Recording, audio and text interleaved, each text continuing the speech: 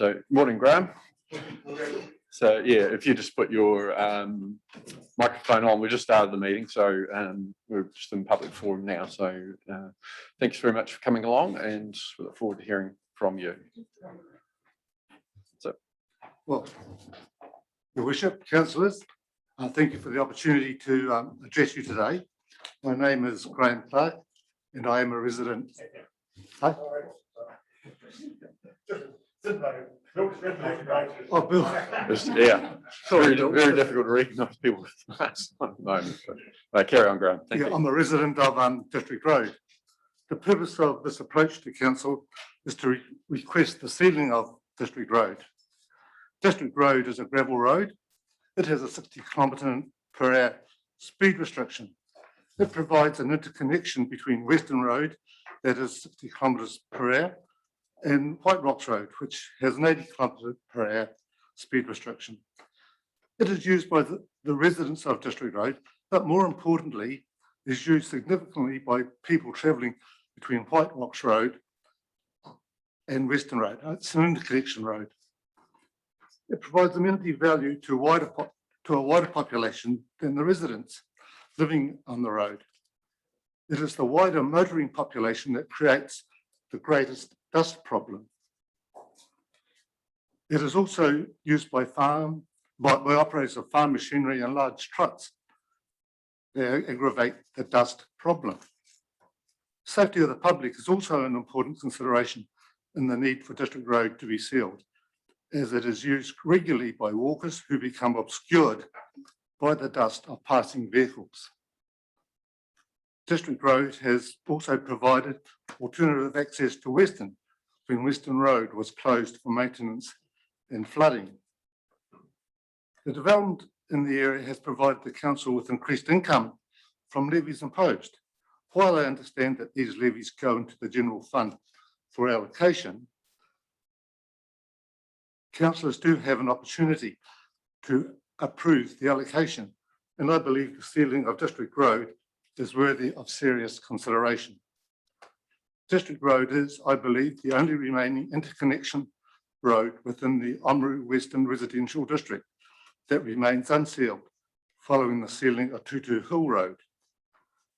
The decision of council to fund the sealing of Tutu Hill Road has set the precedent that supports my request to have District Road sealed.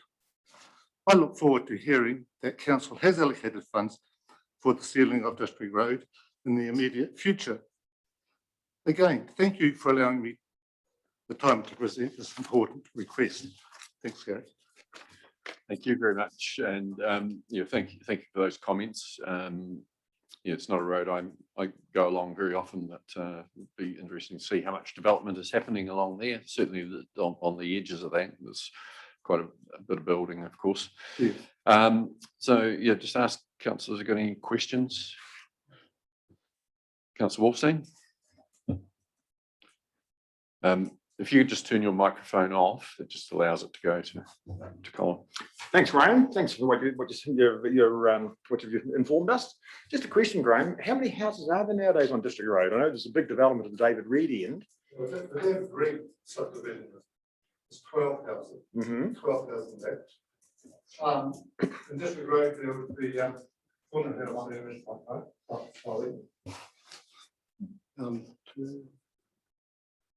Six, I would suggest. 6. Yes, yeah.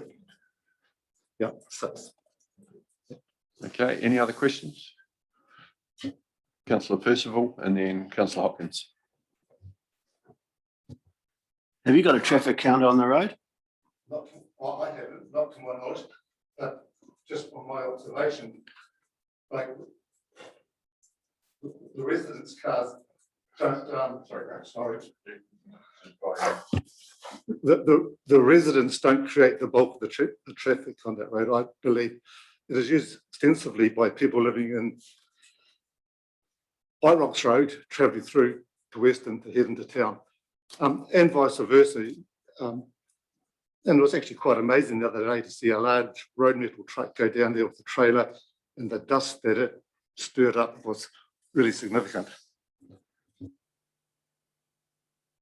Just a couple of quick questions. First of all, Graham, can we get that statement that you presented during the at the forum, please? Second question, if it wasn't the whole road to be sealed, which end would you want sealed, and what would be a kind of a minimum distance, please?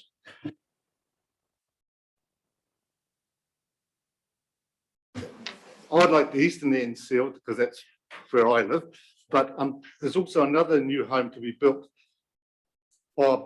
between where I live and the sewage treatment plant out in that block of 4 or 5 hectares there. So that home's in the process. So I would suggest to cater for both the new homes, probably 150 metres. Okay, anything else?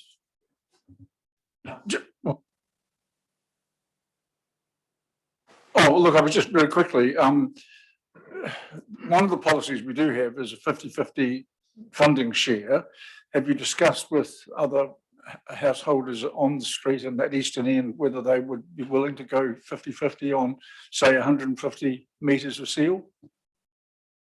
Yeah, it has been discussed loosely. I wouldn't suggest there was a lot of enthusiasm to go 50-50.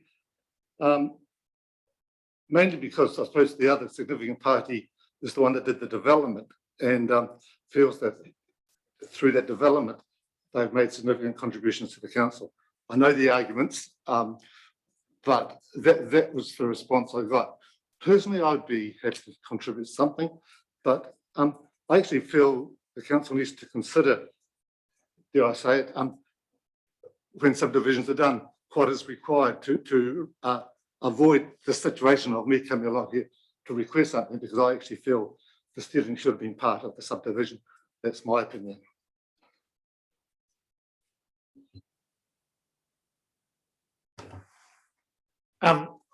I'll be the grumpy one. I've got a mask, not a white beard, and so I don't think council is Santa Claus. And we've got to be realistic. It's like many things. We have a great will and a desire to seal as many roads as possible, but the amount of money involved and the cuts that we've experienced from government funding, realistically, I don't think that it's something that I could support in the short term. Yeah, not a great question, to be fair. Yeah, I mean, the reality is Tuna Hill Road, we've treated as a, on a case-by-case basis, and what you've raised is something that we will need to discuss. The contributions that the developer has made towards roading is zero. Basically, as each house has been built, it's the house owner that's contributed, and I think in most cases would have been $500 or $600 per property along the way. That all goes into a large pot, and that gets generally spent on things that are upgrading roads that are already around and so on. Obviously, that could include this type of project, but it takes quite a lot of houses to be built to seal that amount of road. So we'll have a discussion. We'll seek some advice from staff. The money for Tuna Hill Road was specifically budgeted in this for this financial year. To do this other bit of sealing, if we agreed to it, would probably need to be budgeted in the next financial year. So it won't happen overnight. We just need to work out, will it happen and when's the right time. Certainly the pressure on of development on needing these sorts of roads done, unfortunately the pressure happens before it actually reaches the threshold to get NZTA subsidy, and that's the challenge we have of finding 100% of the cost rather than the 45% we would normally have to find. So appreciate you coming in, and we will add this to our list and make sure that we do consider it in the near future as to whether it should be part of the annual plan discussion for next financial year. Well, thank you very much. Good to see you, Graham. Thanks so much for your time. Thank you. Okay, councillors, we just go to apologies. We have an apology today for Councillor McRoby. Do we have any other apologies? You'll move those, Councillor Wallstein, and seconded Councillor Hopkins. Those in favour say aye. Against, it's carried. Do we have any declarations of interest? No. Okay, so moving on to confirmation of the previous meeting minutes. First of all, we've got the public minutes from the additional council meeting held on the 20th of September. So I'd like to move those. Councillor Williams and Councillor Halali, thank you. Any comments on them? Councillor Hopkins? Yeah, Mr. Chair, look, sorry, there is a sentence on page 10 that I don't understand, and as it reads, I don't think it can be right. It's the last sentence in the second paragraph. If the government, it's talking about funding for the 14.8 million. If the government is paying this money, then it should be coming from a broad ratepayer base. Well, nothing that the government pays comes from ratepayers. It's either taxpayers or help the, I just don't, the sentence doesn't make sense. So it either is rewritten or taken out, I would have thought. So it's page 10. Sorry. Page 13. Oh, sorry, this is LG Hub page 10. Yeah. Okay, we'll just modify that one to fix that. Okay, anything else? Okay, I think we'll put those all in favour of those being approved. Please say aye. Against, that's carried. We also have some minutes in the public excluded part of the meeting, which is the only agenda item in public excluded. If there's no desire to discuss any of the details, we'll first of all get the indication. Does anyone wish to discuss any of the details? In which case we can approve those in public meetings. Councillor Tavendale, thank you. And second, Councillor Holding, thank you very much. Any errors or omissions? Okay, we'll put those in favour say aye. Aye. Against, that's carried. Thank you. Moving on to item 5.1 on page 17, my report. So just find that. So just going to that, given a bit of an update on the Three Waters situation. This is changing quite fast at the moment. The three meetings that I've been part of with Minister Mahuta have been a variety of responses, and it's certainly showing that I think the stress of how those reforms are going hasn't been ideal. With the Otago Southland one that was most recent and was held last Thursday, we took the approach of, you know, what are the things we agree on, and actually what are the things that we're not agreeing on, but what are the solutions that we're proposing, so that we were coming, instead of coming with problems, we were coming with solutions. And I think that was welcomed a bit more than if we'd only had problems. There is no doubt that this is causing a lot of angst, and not just in our communities, but in the halls of power in Wellington as well.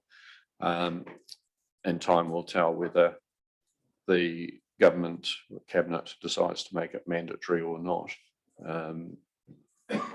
From our point of view, we just want to make sure that we have enough time to consult with our community and get their feedback. We're obviously getting quite a bit of feedback at the moment, which is difficult because we haven't got a place to put that feedback. When we have our proper process, we will have a place where we all have access to that, rather than some of us or one of us getting comments from members of the public and not all of us getting that, and not all of us being able to discuss it in a normal sort of way. We've certainly been getting quite a few of the taxpayer union generated emails. There's we're not the worst off in that one. I'm speaking to one of the Auckland councillors the other day, she had received 3,500 emails via that method. So she was explaining why she had missed a few other emails for important business along the way, as you can understand. So yeah, it's been a bit of a challenge. Future for local government update. So those reforms are basically just ticking away quietly in the background. But we had a good session yesterday morning, talking around localism, around stronger Waitaki and some of the opportunities that we're faced with there, about how we might do things. Moving on to the Sports and Events Centre update. So things are going very well there. And it looks like the community fundraising side of things will reach its target sooner rather than later. Couple more big announcements to come, and there's a lot of smaller amounts of money coming in, still significant. But yeah, even the Give a Little page started off well with some good donations into that. But the direct donations are going very well. Had a meeting last night with the Rec Centre Trust. So Councillor Holding was there as our representative on that trust, and Josh Rendell was in attendance as well. So we had a really good discussion around what might be the future for the existing Rec Centre, and how the two facilities might be best managed together, and what the implications are for the current users in there, the staff, and Waitaki girls' use of the facility. What we came away with was a few actions that they're going to carry out around giving us some more information about how they would like things to be done and what their expectations are. And yeah, basically just a spirit of cooperation, which was really positive to see. Some really good opportunities to have the two facilities working together and provide something pretty good for our district. Lastly, I just copied my column from the Oamaru Mail on transparency. Had that thrown back at me a couple of times, which is absolutely fine. Latest was in an email where someone was talking about going to the media, and it's like, well, that's absolutely fine. I mean, it's everyone's right to, if they've got an issue and so on, if they don't feel that we're dealing with it, you know, that they can go to the media, or they can follow other avenues of action as well. And you know, if ideally we get the opportunity to properly deal with it first, but that's just the way these things can be sometimes. Some people don't really want the solution; they want some of the attention that comes with media. From overall, though, I think the point I was trying to make in there is, just because of social media and because of legislation and because of things like live streaming meetings and so on, there is much more that the public is aware of, and much more that's shared on social media by council and by others around what council's doing. The awareness is so much greater of everything that councils do. And you know, back in the day, those sorts of things didn't happen. The council meetings happened. There might have been an agenda available at the library, where you could go and look at that.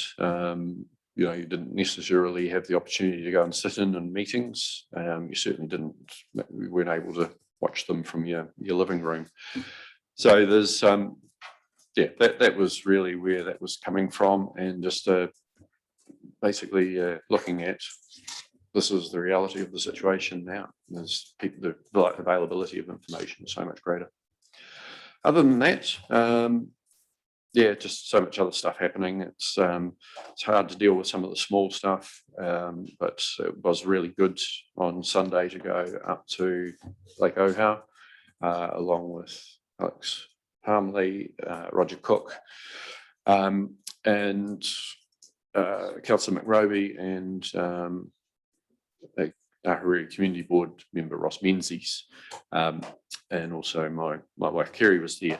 So just to go up and actually connect with the community again, meet some people I hadn't seen for quite a while, go into the village, and managed to got invited into one of the homes and had a look at one of the new homes.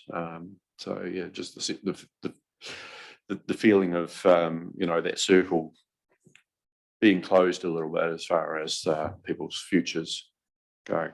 So that was a very special event, and there was definitely a lot of appreciation for both the firefighters, the civil defence function, and the other stuff that council's been doing along the way. So yeah, just on behalf of all of us, we were there, and the comments about council were very complimentary along the way. So anyway, that's more than enough for me. Any questions, comments? Councillor Hopkins? Oh, sorry, I think. Okay. Right, Councillor Tavendale and then Councillor Hopkins.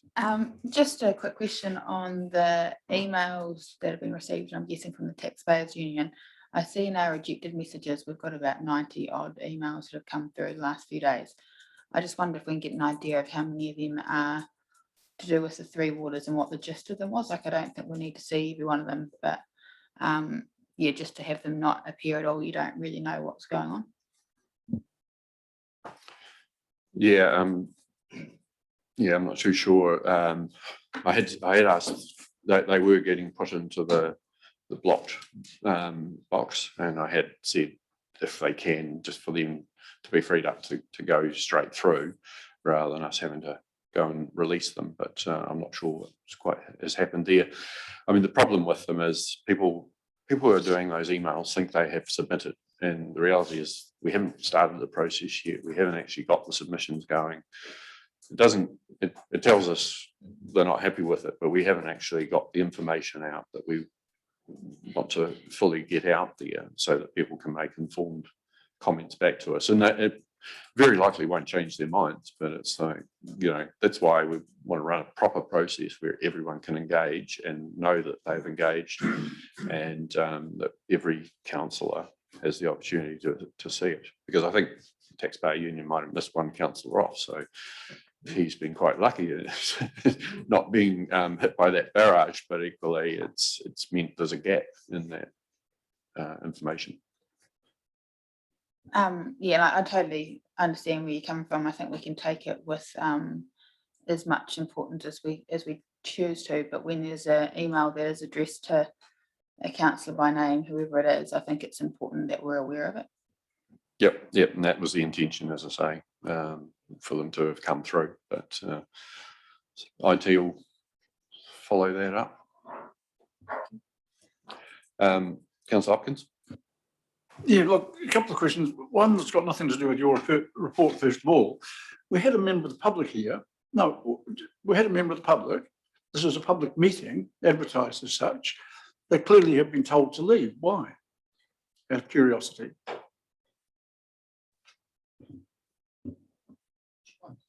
I mean, I can't see the reason why a member of the public should be denied access to a public meeting. You don't have to repeat the question all the time. Mr. Palmer, do you have a response first, or will I ask the governance advisor? Can we ask the governance advisor? I'm not sure what they asked.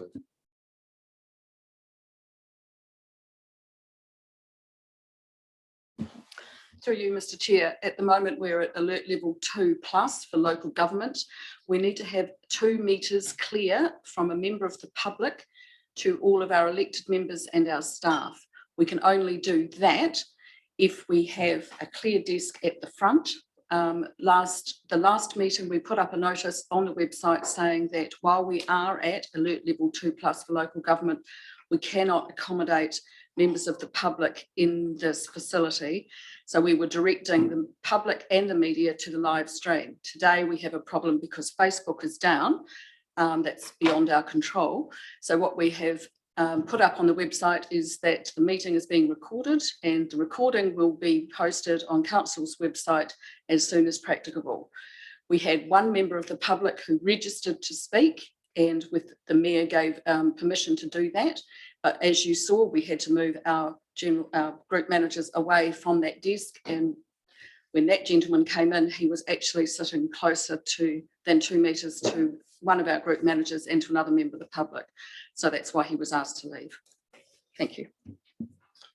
Thank you very much, Ainsley. Yeah, I think the important thing to note is that unfortunately people can't watch this live. Again, that transparency thing in the past, they could come in here. Sometimes we would have anything ranging, numbers ranging from 0 to 4 or 5, if there was something reasonably important on the agenda. With live streaming, obviously that's increased quite considerably, and with the recording that's increased even further. So people's ability to see it, even if it's not live, is there. So the transparency around what's been discussed and who's discussed what and whose opinions what is definitely there. Today, unfortunately, for whatever reason, Facebook and Instagram and Messenger are down. So that's just not able to be live, but it's still going to be fully available. So anyway, I think we were talking about my report. So does anyone have any questions on my report? Yes, I do. The two, one, if either you or Mr. Palmer could briefly tell us what ensued in your meeting with the Waitaki Tourism Association. But on page 20, I'm just looking at the map at the bottom, just as a point of clarification. Was that a map produced by the town council or, at the time? And am I right in assuming that's before it was declared, I think at the dissolution of the provincial governments, to be endowment land? So is it right to say that 180 years ago it was actually planned as a subdivision? That's question one. And question two on that, also on that paragraph, if we decide to sell it, bracket, as the previous resolution of council actually stated, then that will be the case. Now, just for a point of clarification, that resolution, if I'm not mistaken, goes back some years, does it not? I don't think we've voted on that in the recent past. That goes back to the time of Alan Macleay being mayor? No? I think I haven't looked it up, but I think it was done when Alec Hamilton was mayor, and I think it was a result of the parliamentary process or during that process. The point is that this has been something that's been on the agenda off and on over the years, and that's the idea, is to actually get it dealt with one way or the other, as I've been quoted as saying. And that is about giving, we've made decisions in the past to sell it. We've made decisions to not sell it. We haven't made any decision on what else we might do with it. And that's when people talk about relitigating it, there's never been a decision about what else we might use it for. So giving people options would be at least a step forward and get a decision. If it's not to sell, then to do something else with it. As far as the date goes, no jokes, trying to avoid making any jokes on ages and things. So yeah, no one was around back then, but it does show that map from 1860, which showed it as being surveyed out in the same way that all of the neighbouring area was surveyed and is now built on. So it's important that that's there. It also shows Lookout Point subdivided and built on, and it's important to note to people that that area is still freehold land, but the intention is to get that turned into a reserve and protect it, as is a lot of Cape Wombrau. It was treated as a plantation forestry. It became a more recreational area. People see it as a reserve. Let's make it a reserve, and let's make it the best reserve we can, if possible. So that's that. Going to the Waitaki Tourism Association meeting, had a very good meeting with Mr. Palmley and with Jan Kennedy there, and basically had a good discussion on a range of things, a range of topics, engagement with Tourism Waitaki, engagement with the tourism review, and opportunities to work together a bit more. And it just was basically an opportunity for our CE to connect with that organisation and to learn a bit more about them.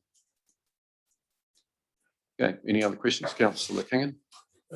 Thanks, Mr. Chair, and congratulations on Microphone.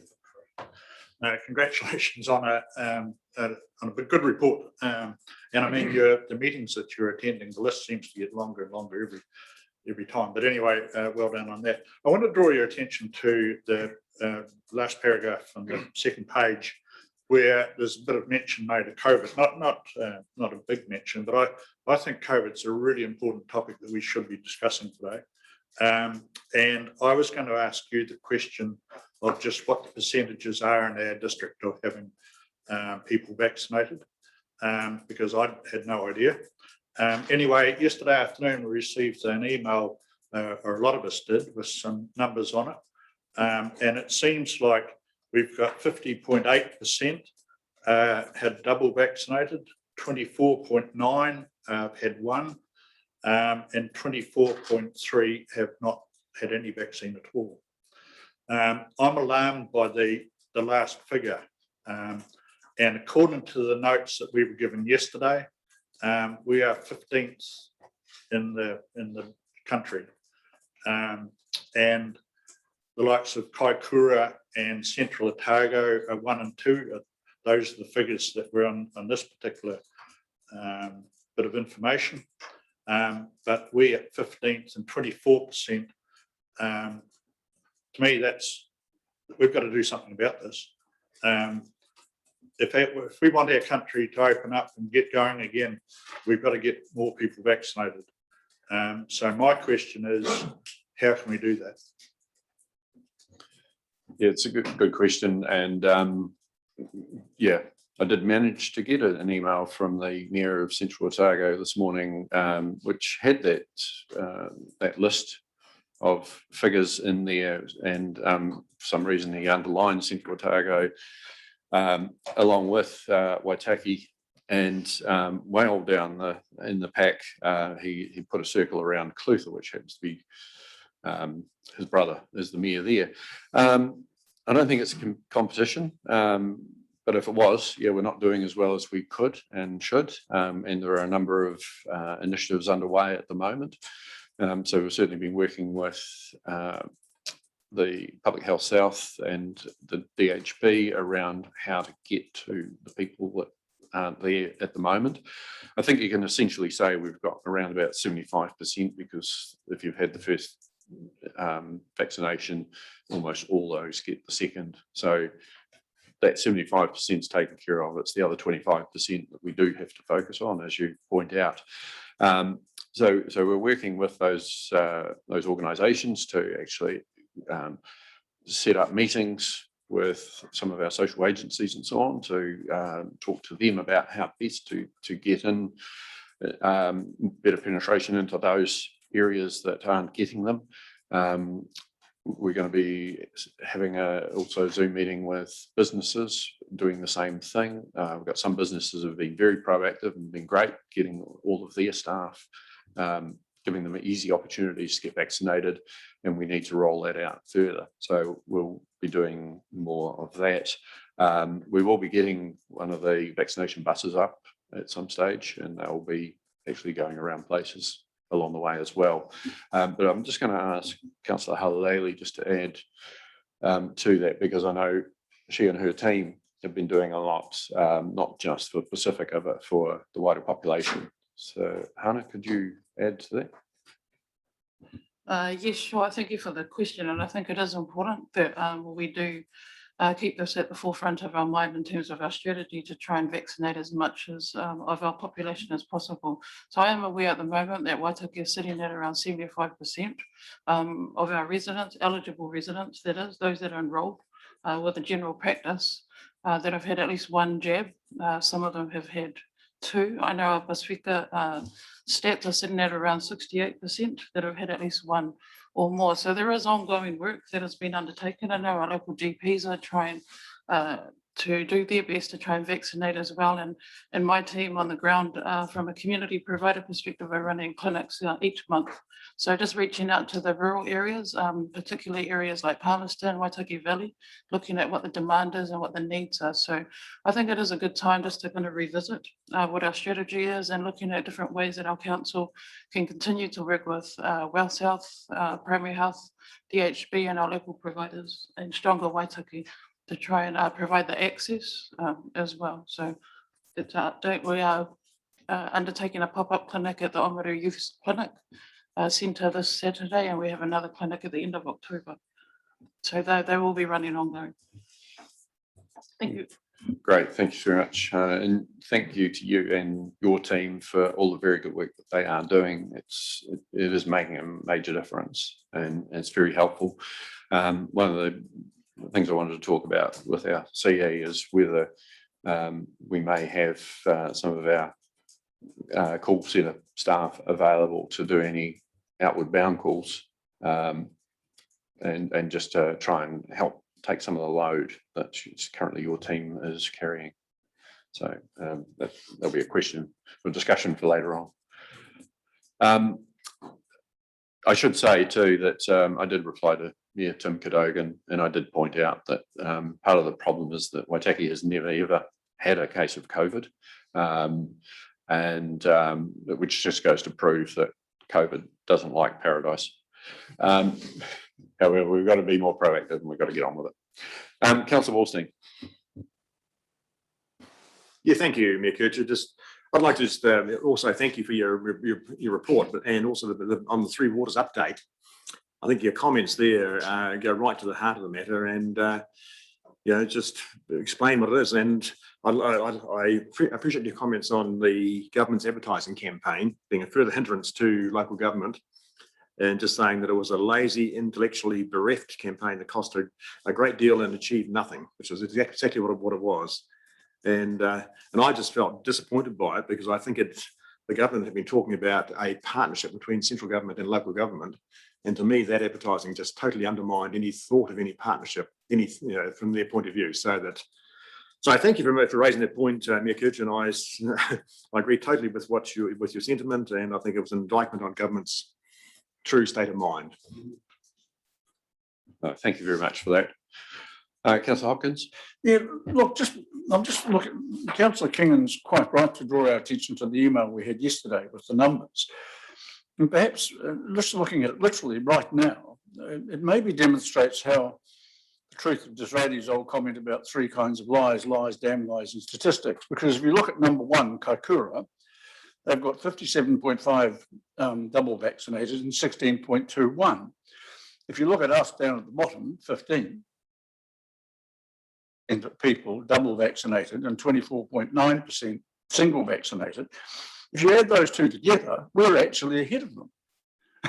We've got 75% rounding it up to totally vaccinated, and Kaikoura has 73 or 74%. So in fact, 15 is the winner in a sense. I'm not saying it is, but I'm simply saying that there are different constructions you can put on the stats. That's all. I think what it is we're on the horse. We're in the middle of the pack, and we're well positioned though to actually come steaming through and take the win. So yeah, look at it that way. I don't know, a horse steaming through is quite the metaphor. Well, we'll ask Councillor Thompson what the right one is as a horseman. I'd just like to bring the conversation back, Mr. Chair. I think some of the comments are a little trite, and what we actually need to address is our leadership as a council, and start wondering, have we required everyone who attends this table or who serves this organisation to be vaccinated? That's a far greater question to address than and I know that we are all involved in different initiatives in the community to try and assist our people to get vaccinated, but perhaps we could lead from the front and say, get the jab or jab off, Okay. Yeah, no, we haven't required that. Obviously, I think most of us will have had at least one jab and most two. But yeah, it's the part of the problem, I guess, is that there are some people who can't obviously get vaccinated for different reasons, and we want to look out for them. The other ones who won't for different reasons, that's decisions they have to make, but they're the ones that could be getting vaccinated and actually help deal with the problem, and choosing not to. As someone who's double vaccinated, I would definitely encourage people to do it. The only downside I've found is I stick to the fridge a bit more often now, but my 5G reception is far better than I've ever had prior to getting vaccinated. And when I saw you walk in, I thought maybe you've been sticking to the fridge a wee bit too much, but we won't go there. Okay, well, we're going to move on from that one. But yeah, I do take on board. I mean, this is a serious thing, and it is actually, the government set the target of 90%. And we need to get there to actually free up our economy and our community to get on and be able to do the things that we want to do. I think it is an absolute shame that we're not at level 1 in the South Island, where we haven't had a case of COVID for over 320 days. It's no different, I think, between the North Island and the South Island, that difference as it was between Australia and New Zealand, when they had areas fully locked down and we were fully open. It could be the same, but for whatever reason, politics or otherwise, we're still stuck on level 2. And I just don't think we should be. I've been very supportive of a lot of what the government's done, but I think they're starting to make too many political decisions now instead of actually making sensible ones. Councillor Hopkins. Yeah, Mr. Chair, look, sorry, I don't mean to be trite, but now that Councillor Thompson has raised the matter in a public meeting, it needs to be made clear to people, A, we can't do it. We employ the CE. The only person who could dictate vaccination would be the chief executive. But now that the matter's been brought up, are we going to ask him to report on the matter and on the feasibility of doing something like that? Because it might be prudent to do so in response to the issue that's been raised. I can do a report for you if you want, but I have no legal basis to require people to be vaccinated. So if I tried to do that, I think I'd be open to a legal challenges with this council. Okay, right. If nothing else on my report, let's get that adopted. So someone move, Councillor Wallstein, Councillor Timdale, thank you. Those in favour say aye. Those against, it's carried. Thank you very much. Right, moving on to item 6.1, recommendations from the Community Culture and Regulatory Committee meeting on page 26. So someone, right, Councillor Hopkins, you're moving those, and 1 2 and 3, yeah. second to Councillor Tavendale. So it's on the heritage incentives. Is there any further discussion on that? Okay, I'll put it. Those in favour, please say aye. Aye. And those against? That is carried. Right, next page, recommendation of the Assets Committee meeting. So looking at the roading policies, tranche 1, which we've had just a summary of those added to this brief report. So, Councillor Keaton, you move those? Moving it, and my understanding is that our new chief executive actually knows them all off by heart now.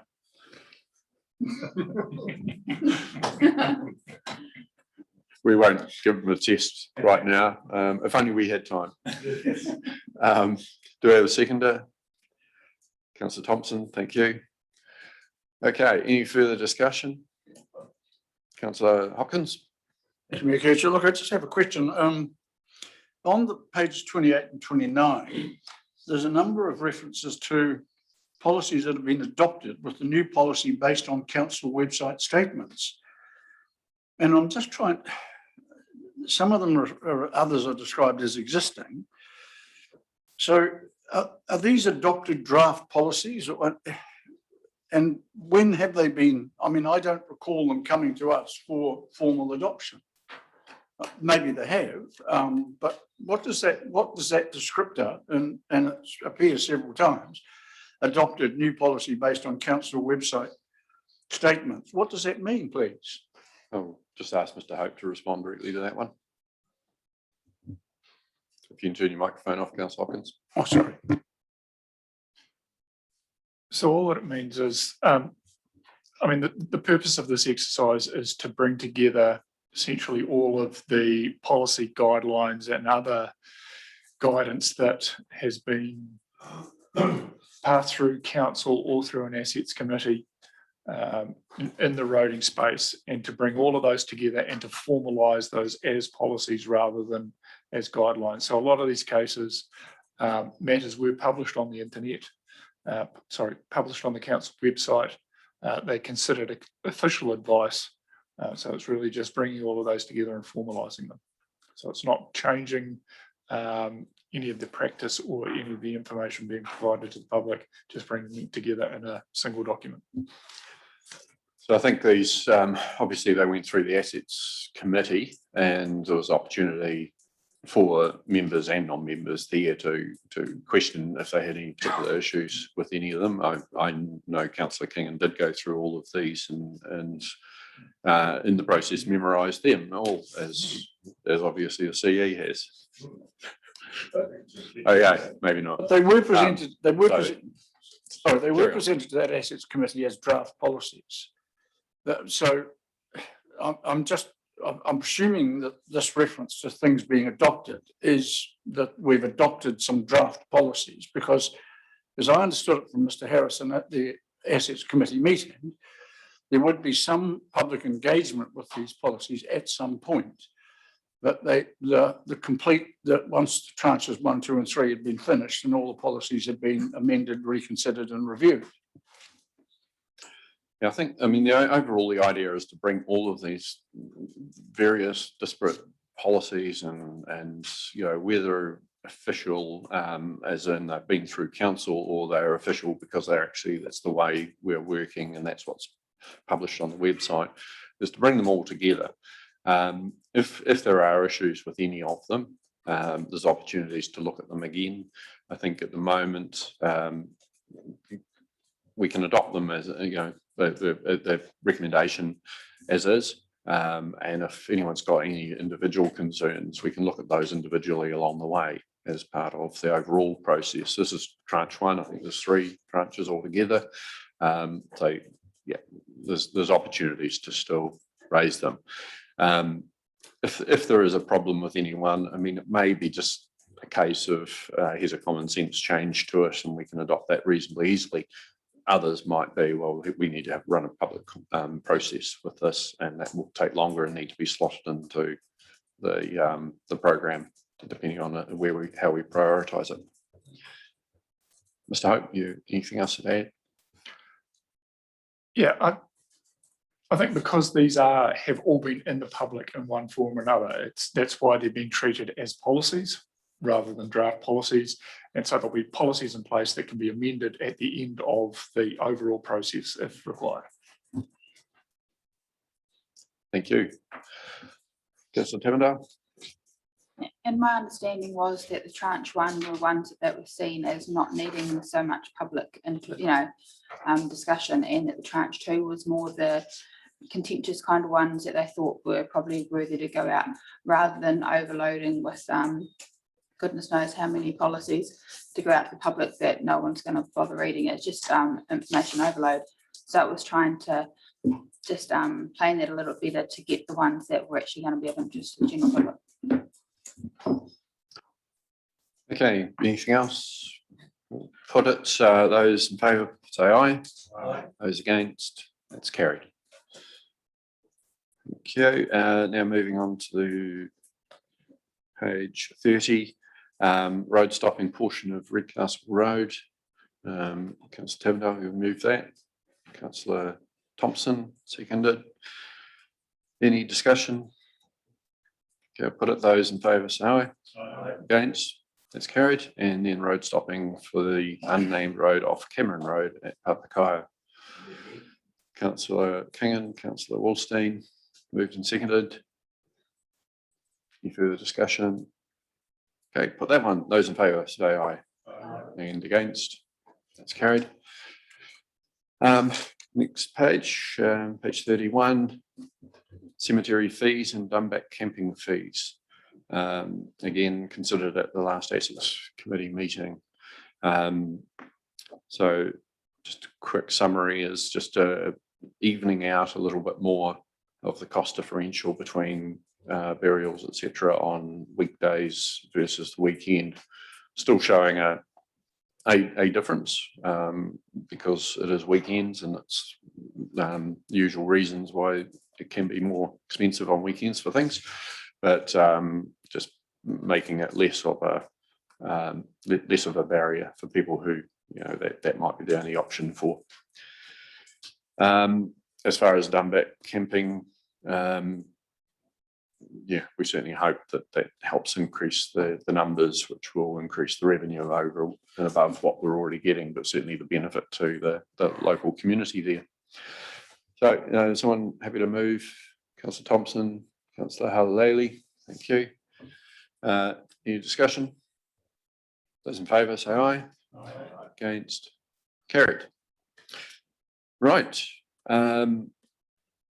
Next, page 32, and it's the adoption of the Chief Executive's key performance indicators. And I just want to make note how important this is. And these are the things that are over and above the normal things we would expect the CE to achieve during a year. We expect them to meet budgets. We expect them to get our various official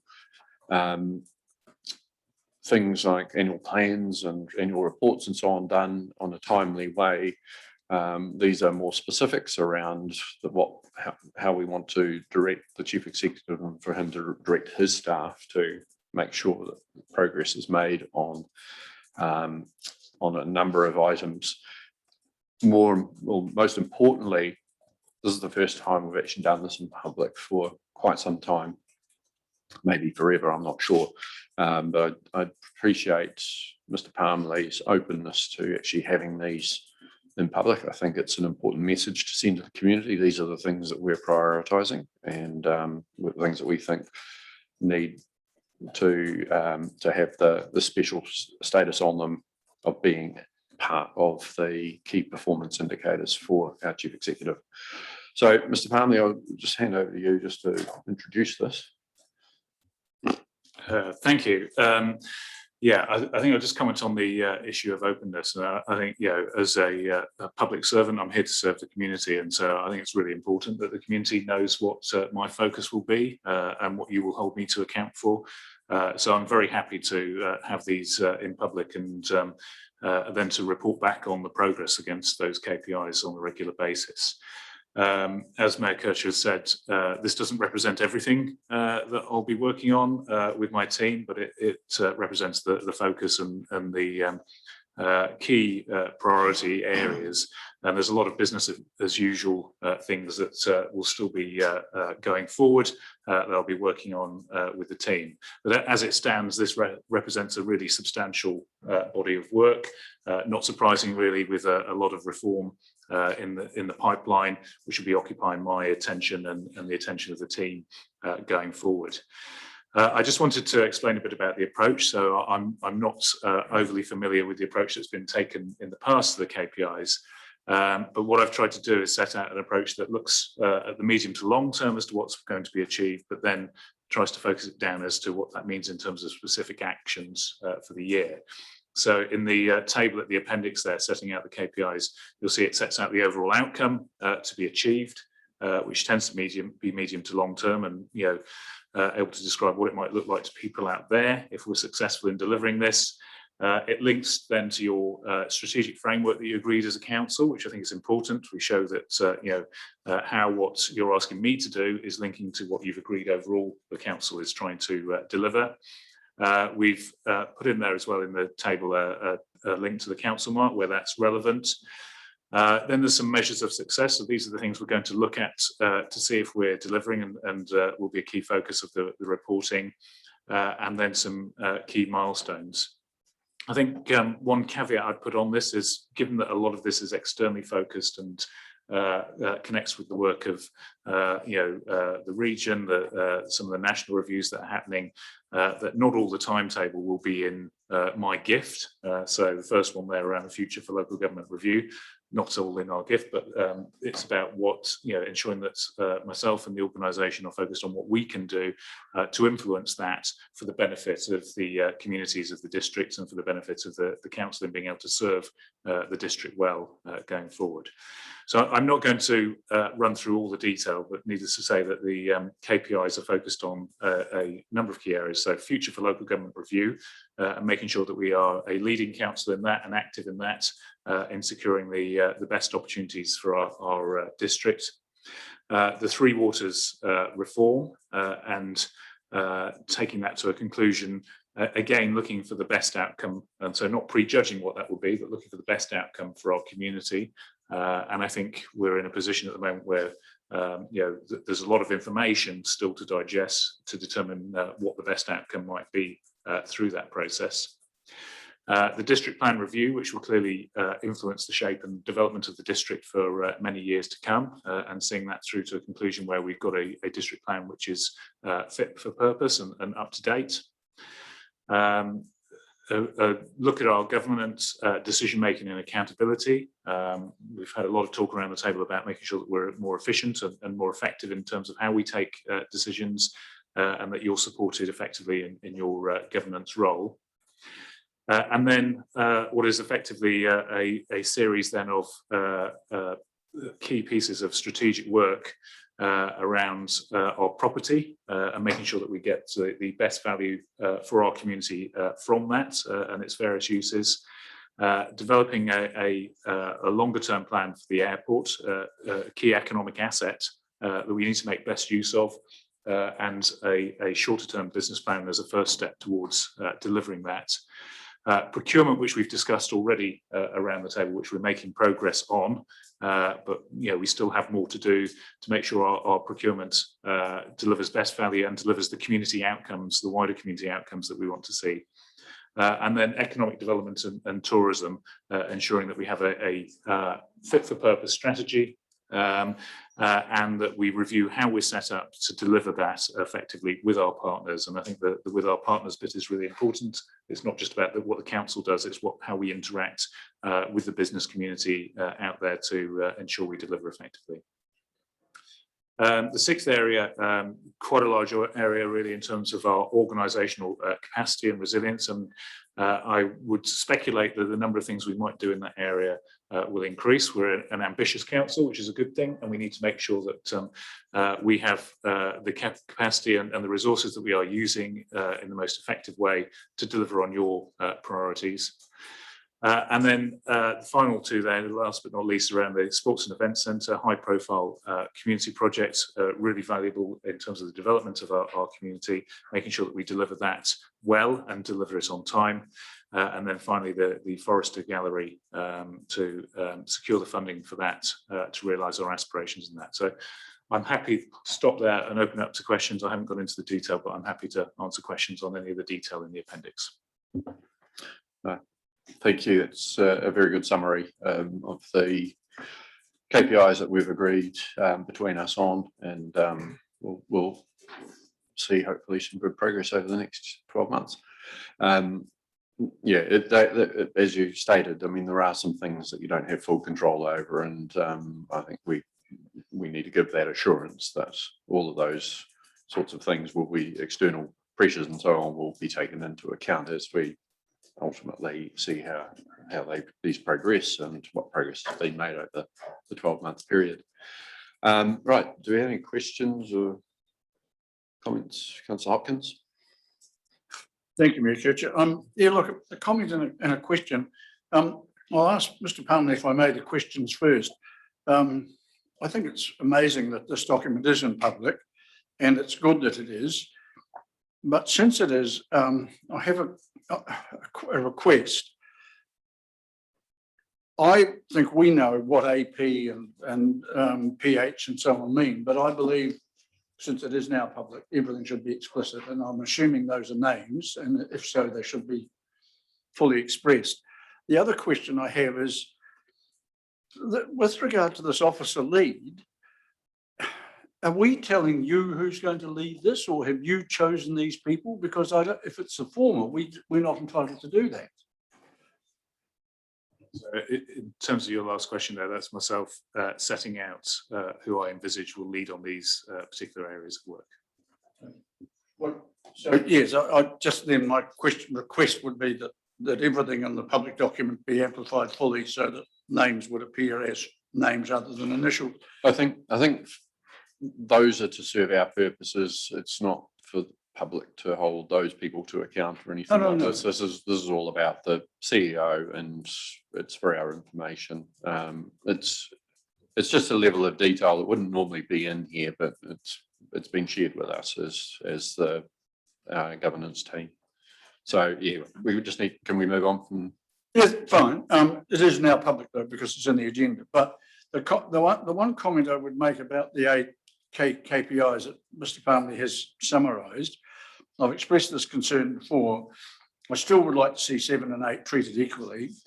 I don't think I will win that argument, but just on that, this is not a hierarchy, and it's important that you get that concept across. They will be treated in proportion to how we ask for them to be treated, but they're not set out in any form of hierarchy. No.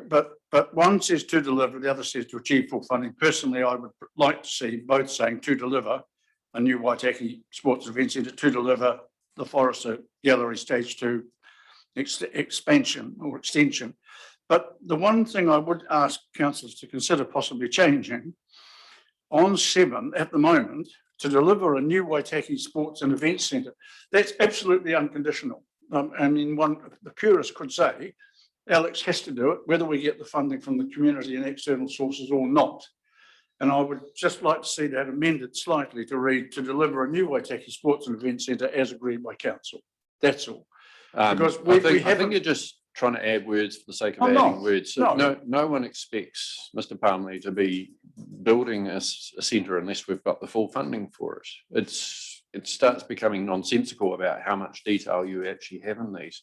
The idea was to keep it straightforward and as simple as possible. It's not about delivering that in 12 months. It's about progressing it along the path of delivering it. And it won't, we have said to our public, we will not be building, we've said to audit, we will not be building it unless we've got full funding. We know that. And I think you're just adding words that are superfluous. Sorry, Mayor Kirchhoff, that's your view, and you've asserted it. Mine is that we have voted to spend only $10 million, and the rest of the 20 plus million must come from other sources. And this KPI says to deliver a new sports and event centre, full stop. And all I'm saying is our resolution limits our commitment, and so should the KPI. Councillor Timdale. Well, I don't think that the KPI is able to override the resolution, and he will be acting to resolutions, which is part of the role. And I guess also, if you have a look down as to how they're going about it, the very first step that he has to meet is to secure funding by December 2022. So I think it's implicit in that if he hasn't secured funding, he's missed that first benchmark or first line in the sand. And that comes back to council for discussion, because every one of our KPIs is stretch targets, and if they're not met, it's an ongoing discussion we have with the CEO to work together to try and achieve what we're trying to work together on as a council. So I'm probably the same as Gary. I don't see it, as being an issue that we've got that we want delivery, because that is the bottom line, and then we've got caveats throughout. It's nice and clear, and that's one thing I'd probably say about these KPIs that I've really appreciated is it's super clear, and there's a lot of really cool things to look forward to. And when you look at these KPIs, I look forward to the future. Completely agree. I think the thing to remember is behind pretty much all of these, there's a lot of other stuff, and we know we can't put all of that stuff. So but we know that it's there, and the public can easily assume that it's there. Right, anything else? Okay, Councillor Wallstein. Yeah, thanks, Mayor Kircher. Just one comment on number 6, organisational capacity, etc. I note in there, it's just the middle box, staff profile becomes more representative of the communities of the district. And I just wonder about that, because I think we as a council, we haven't resolved that we be totally reflect our district in terms of the gender of the people or the racial derivation of the people. I just hope that would be that the council would employ the best candidate for the role, regardless of their racial ethnicity or their gender, because I think council needs to be an employer of excellence, not just an employer to meet percentage requirements of under any other measure. Just to make that point. Thank you, Alex. Mr. Palmer, to respond to that, I'm pretty sure it's to do with how many accountants we've got. Yeah, just to clarify, it's not about setting quotas, but it's about understanding what the barriers are to sections of our community, why we're not represented at the moment, and how we can remove those barriers, how we can encourage them to apply for roles within our council. But we'll always look to ensure that we're employing the best candidates for the role. But it's about some of the work that goes in before that to make sure it's a level playing field and that we're open and accessible to the whole of our community to apply for roles. Thank you, Alex. I agree with that. Okay, thank you. Good response. Right, someone like to move? Councillor Tevendale and seconded to Councillor Halalele. Thank you. Any further discussion? Okay, I'll put it. Those in favour, please say aye. Aye. And against? That's carried. Thank you. We've just got a couple of minutes before morning tea, so I'm just wondering, are we able to get through the Alps Ocean governance fairly quickly? We'll give it a go, because we've got Eric van der Speck on the Zoom, so he can speak to anything if necessary. So if we can't get through it quite quickly, we'll have a break in between. But anyway, so just moving to that one, and Mr. Hope, do you want to introduce this report?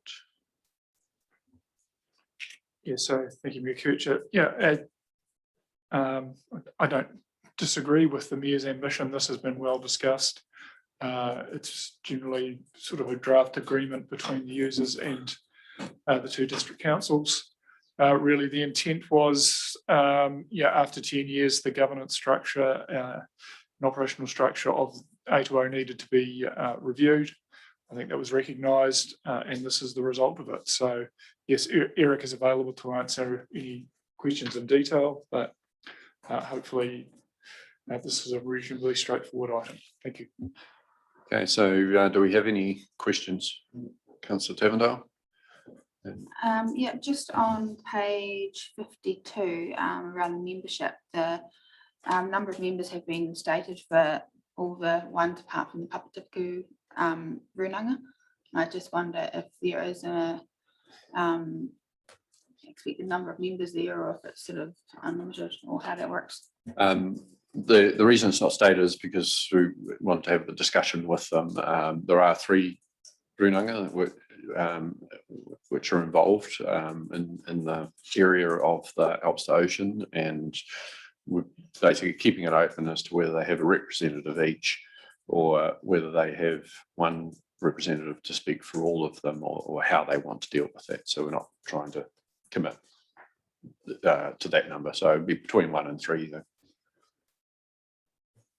I appreciate that. I just wonder if it, whether it is 3 or 1 is probably quite different, and it's going to look quite different on the decision making sort of factor. So it's something that I feel a little bit uncomfortable about deciding on before being aware of what that breakdown is.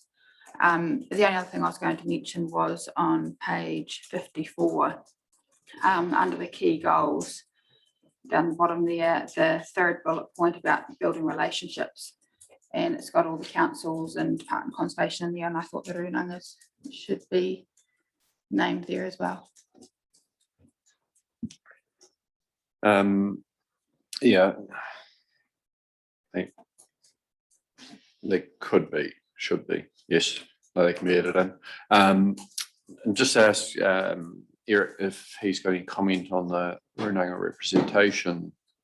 I'm not sure where the discussion is at the moment. So Eric, can you comment, please? Yeah, thank you, Mayor Chair. Mackenzie District Council are leading that conversation, and I don't believe there's been any further progress past the beyond the last workshop that we had with the councillors. I guess until we have that conversation with them, effectively the joint committee will be the other members until we have those conversations. I guess just to respond to that then, is there a way that we can have it that this is the membership with an anticipation that there will be Runanga representatives, but that needs to be it's still got to go through an approval or something, because I think that it's still got to be discussed at some stage and be done transparently. Right, so more than a statement, there'll be between or from 1 to 3. That'll come. Okay. It'll come to us for clarification in due course. Okay, so yeah, I think we can ratify that later on if yeah. So it's not ideal that like you say, it's not ideal trying to make a decision when it does make a difference. We've got 4 council representatives between us and Mackenzie. We've got 1 DOC representative and 3, potentially 3 Runanga ones, and that does make a difference between whether it's a 50-50 division potentially and some decisions, or whether it's something else. So we'll make that. Mr. Hope, do you have a comment on that one? Yeah, I think the simplest way would be to amend the resolution slightly, just to add in that, yeah, that the Runanga representation does need to be confirmed by a further decision. So it's probably just as we've now gone well past. Perhaps if we pause this item, so we could just come up with some text to reflect that and present that after the break. Yep. No, I think, but if there's any other issues like that, then if we could hear those now, so that we could work on that rather speedily over the next few minutes. Okay, Councillor Wilson, you had a question? Yeah, thanks, Mayor Kirchen. No, I was going to comment on the same thing that Deputy Mayor Tavendale raised. If you look down a couple of 3 lines down, quorum, the quorum shall be 3, this being the majority of members, including vacancies. So that would insinuate there's only one Runanga member. But my understanding, Mayor Kirchen, is there are 3 Runangas, 3 Maori groups in Mackenzie and 1 in Waitaki, which is 4. No. And no, so, there's Moeraki, yeah, Moeraki cover right up and over the border. Then you got Waiho and Arawhenua, who there's only 3. Yeah, depending on what it is and so on, where they share things, but there's those 3 Runanga. So we'll yeah, I think it was on the anticipation that there was 1 representative from there, but we'll that will confirm the quorum as well. Will be the other amendment to the wording. So I'm going to adjourn the meeting, and we will come back in just over 15 minutes. So thank you.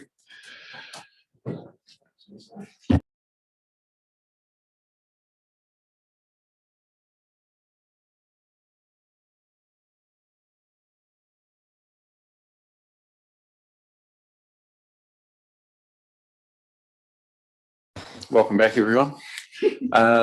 So we're talking about Alps to Ocean Cycle Trail. We've got a couple of suggestions around some rewording of the recommendation, and Mr. Hope's just putting that together. Also had a brief discussion on the time frame for the 10-year plan to be developed, and Mr. Hope going to look at that, whether that can be added or not. Do we have any other questions? Councillor Hopkins again. Yeah, well, I raised with Mr. Hope, and other councillors may wish to consider this as well. I'll also have a comment on the MOU in a moment when we come to that. But I did feel on page 51, in addition to the comments that others have made about membership, that it might be helpful if this new committee, there was a timeline for or time frame to develop the 10-year strategy. At the moment, it just says a joint committee will give effect to its purpose by undertaking, develop a 10-year strategy. Personally, I'd like to see 24 months, something like, I don't know, but I think I'd like to see a timeline for that. And there's another reference to membership on page 55. This is for membership of the reference group, and non-members will be one elected member or delegate or CEO from Mackenzie and Waitaki. And I'm presuming again, you've got, you may have a rep from each of the Runaka, and I presume one from the Department of Conservation, although it doesn't say so. So again, where numbers aren't specified, I think it might be helpful to have them specified. And the other thing is, will they have right to vote? Well, I mean, if there's a matter that the representative group wants to recommend, will these non-member participants have voting rights? It just as a matter of clarification. So just ask, is Mr. Van to speak on? No, he's not. Mr. Hope, can you respond to that one? My understanding is that they would not be voting members.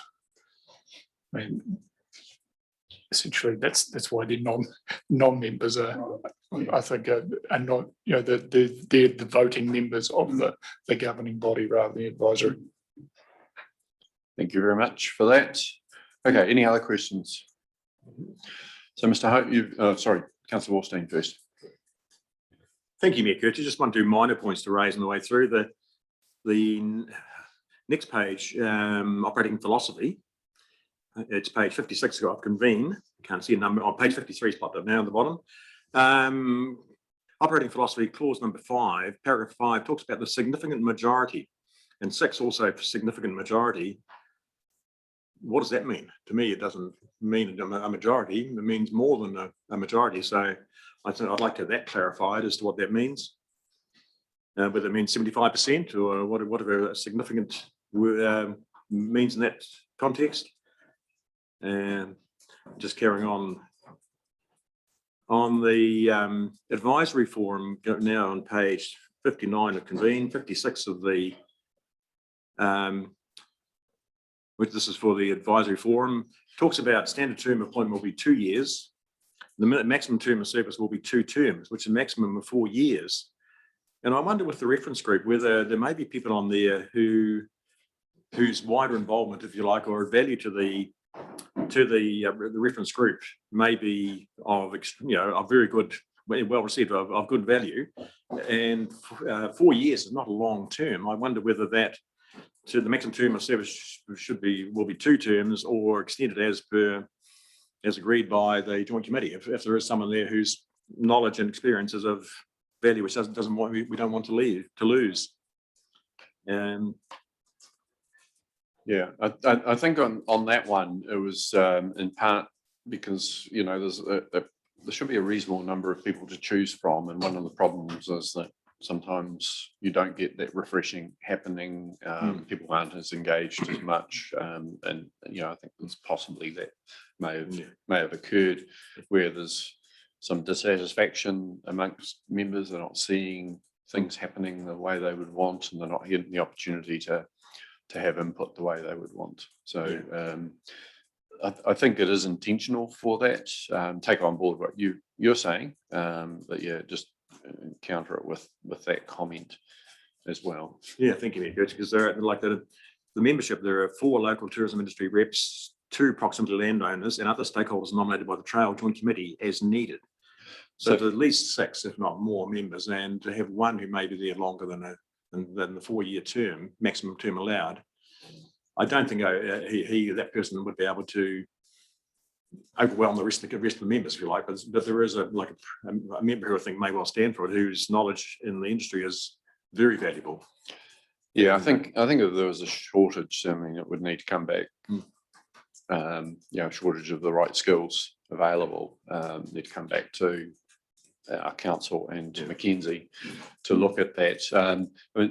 These are groups that are put together largely for the trail manager to liaise with and give them a sounding board.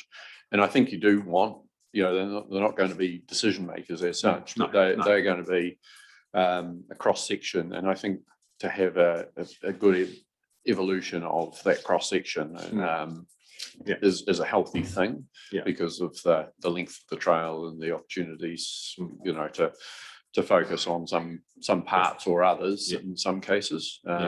It may be, like if an accommodation provider is near the start of the trail and all they ever hear about is the start sort of thing, to then have someone who's accommodation provider in the middle of the trail or end of the trail or one of the tour operators come on board, and they'll have a different perspective. So keeps making sure that things are working well. So I think if there's that fail-safe that if there is seen to be a problem, then it could come back to the councils to get it amended. Would do the job. Thank you for your comments, Mikachi. Thank you. Mr. Hope, have you got recommendation rewritten?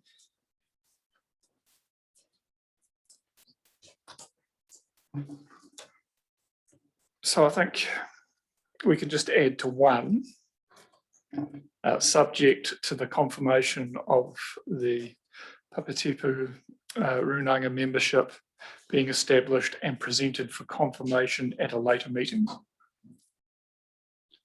I think it is important that it comes back to a meeting, but it would just be a relatively brief clarification.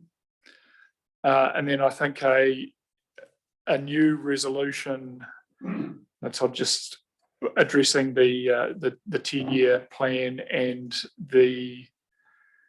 I need probably just clarification from the Deputy Mayor about it was under the purpose of the A2O ORG terms of reference that adding iwi into that opening purpose comment was that the point you raised? It was, sorry, it was under the key goals on page 54. In terms of reference.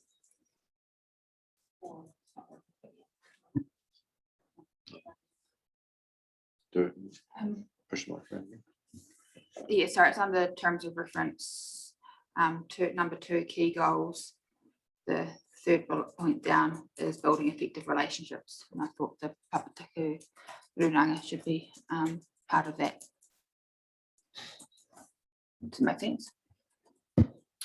Yeah, so I'm just suggesting that we add in that council requests that with that as the first bullet point, and then the second one as sets a time frame for the development of the 10-year plan. Okay. Councillor Hopkins. Very quickly, Mayor Kircher, if I may just raise one very minor, well, it's not minor matter, but it relates to the MOU, which we're also going to vote on in a minute. On page 64 of the MOU, there's a reference to under 4 good faith. The parties therefore agree to do all things and matters which are reasonably necessary to fulfil the objectives expressed in this MOU and to generally exercise good faith in their dealings with each other. Now, generally means you don't have to do it all the time. You look at page 67, and what it says is this is consultation with third parties. The parties agree to work together in good faith with the affected iwi landowners, agencies, etc. So that's absolute. It's all the time. And I think the reference on page 64 should delete the word generally so that it reads objectives expressed in this MOU and to exercise good faith in their dealings with each other. And I would urge that we just delete that word. Yeah, I agree with that. It creates uncertainty when there shouldn't be uncertainty. Yeah. Okay. Everyone okay with that modification? Okay. Right. Someone like to move the new recommendation as the motion? Councillor Wallstein? No, I think we understand the intent of it all. So then Councillor Tavendale seconded that. Okay, we'll put it. Those in favour, please say aye. Aye. Those against? That's carried. Thank you very much. Right, we'll now move on to Sport Waitaki presentation, which is item 8.1 and on page 195 on our agenda. I do have to say the double numbering is making things a bit difficult.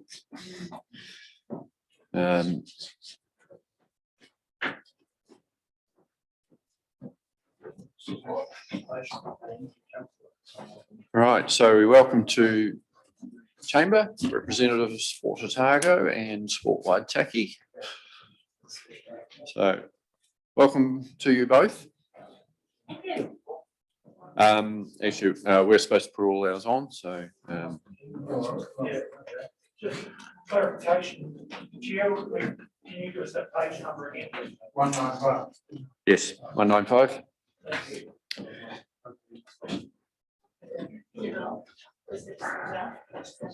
Right, so just we haven't figured out how to fast forward these things.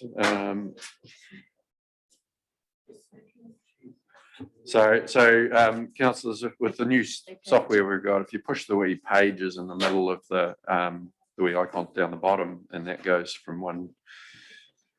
No, that doesn't work either. So if you go to the start at least, and then you can go to the agenda, and I'm going to try that, and then you push the agenda item, then you'll go straight to it from there. So sorry, we're getting used to new software, unfortunately, and it's yes, it will be once we know what the heck we're doing. Anyway, welcome along. Thanks very much for taking the time to come and see us, and the floor is yours. Kia ora koutou. My name is Owen Booth. I'm the General Manager of Programs at Sport Otago, and obviously we've got Pip Sutton, who most of you have probably met. Just briefly from me, a couple of things before Pip goes through the presentation. Firstly, obviously we just want to acknowledge the continued support that we get from Waitaki District Council for Pip's role. It is obviously a vital component along with the other core funders. It's not an exaggeration to say that we probably wouldn't be able to maintain the role without the support of council. So we really, really appreciate that. And the other thing that I would like to say, I don't get to do this very often, but that's to actually publicly acknowledge Pip and the work that she's putting in.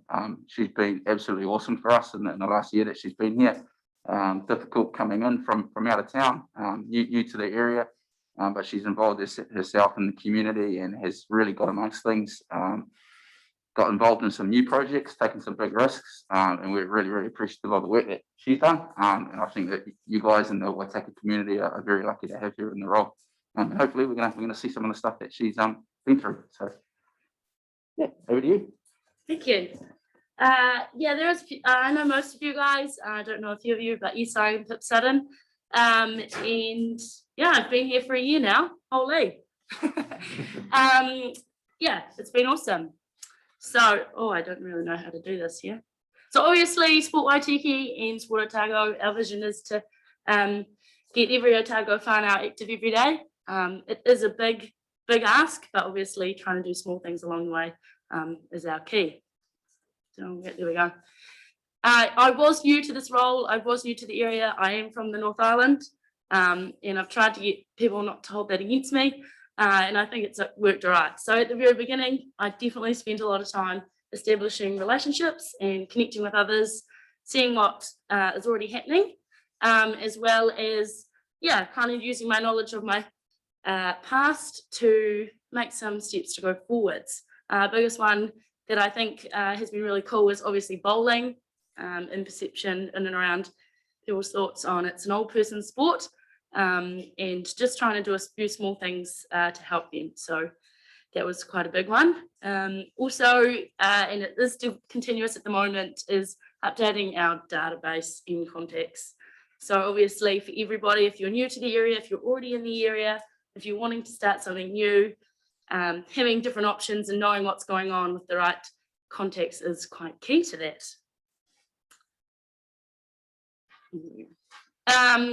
Obviously, throughout my time, I have been involved in various community events and different programs, whether it's organising them, whether like the Stride Ride and Slide, whether it's supporting them or whether it's just being a small part of it. So there is quite a few different photos here. Sport Waitaki, before I was here, started gentle exercise, and Age Concern have taken it over, and they still regularly get 50 elderly to their sessions on a Tuesday. I am the backup instructor, which is quite funny, to be honest. It is quite a challenge. I'm also from a cycling background, so things like the Cycle Skills Day, teaching a lady in the migrants group to ride a bike has actually been really awesome and awesome to see. Oh, one of our biggest events is our Otago, North Otago Sports Awards. And this last year we did have the returning of the Hall of Fame.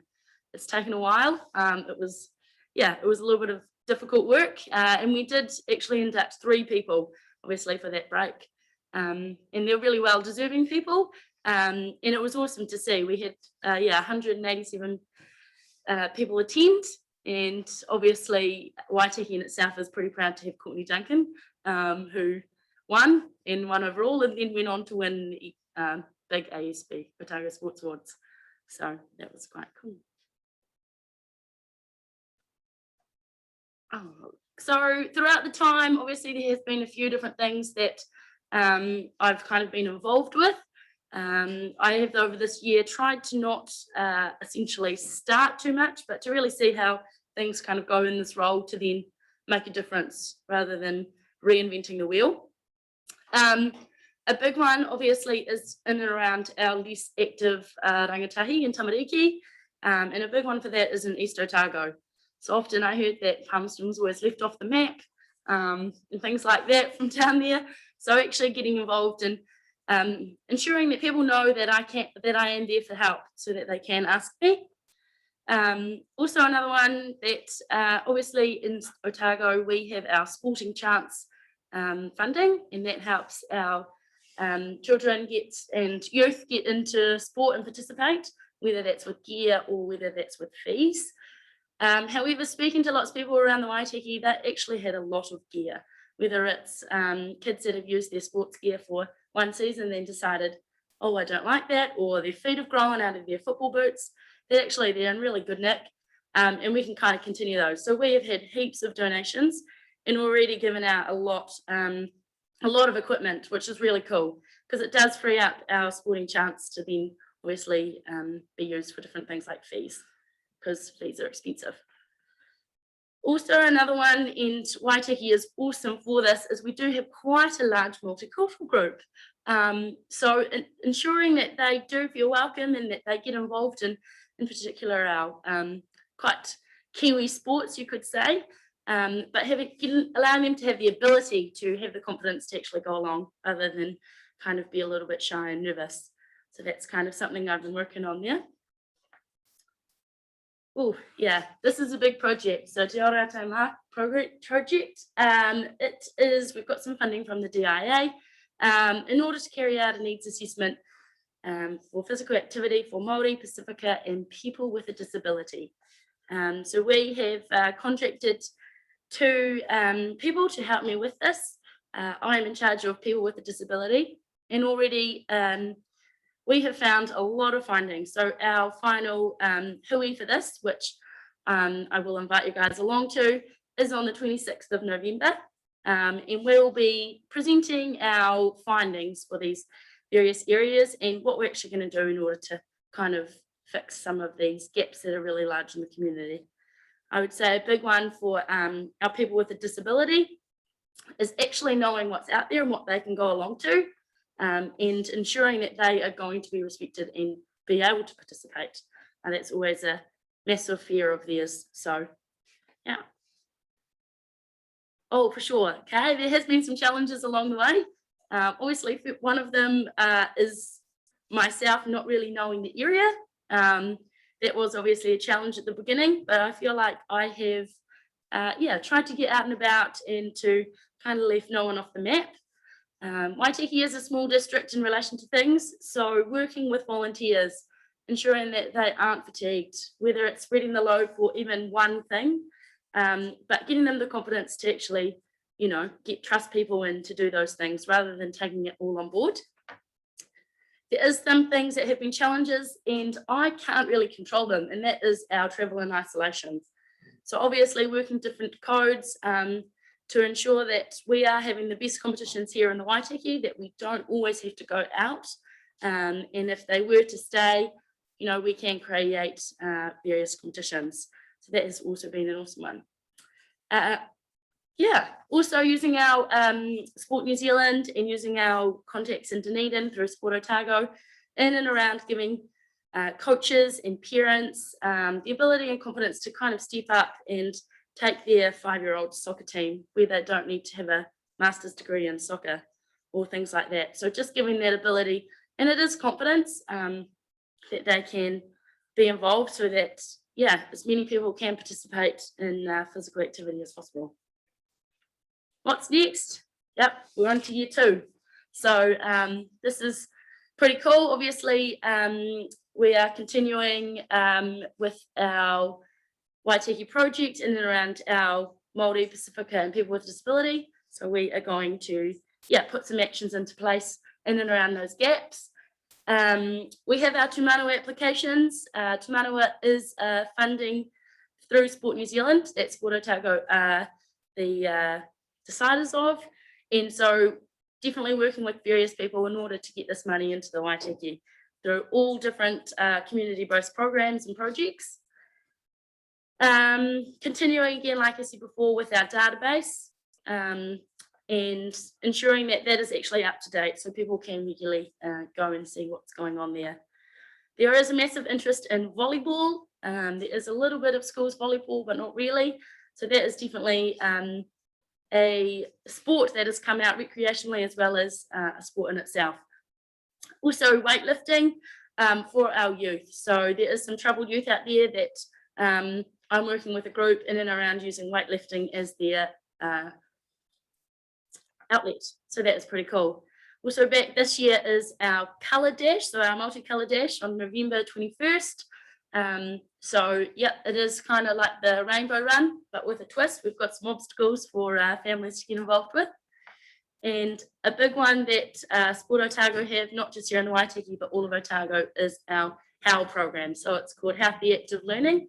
And so we'll have somebody else join Sport Waitaki in order to present this and deliver this role within 8 schools within the Waitaki.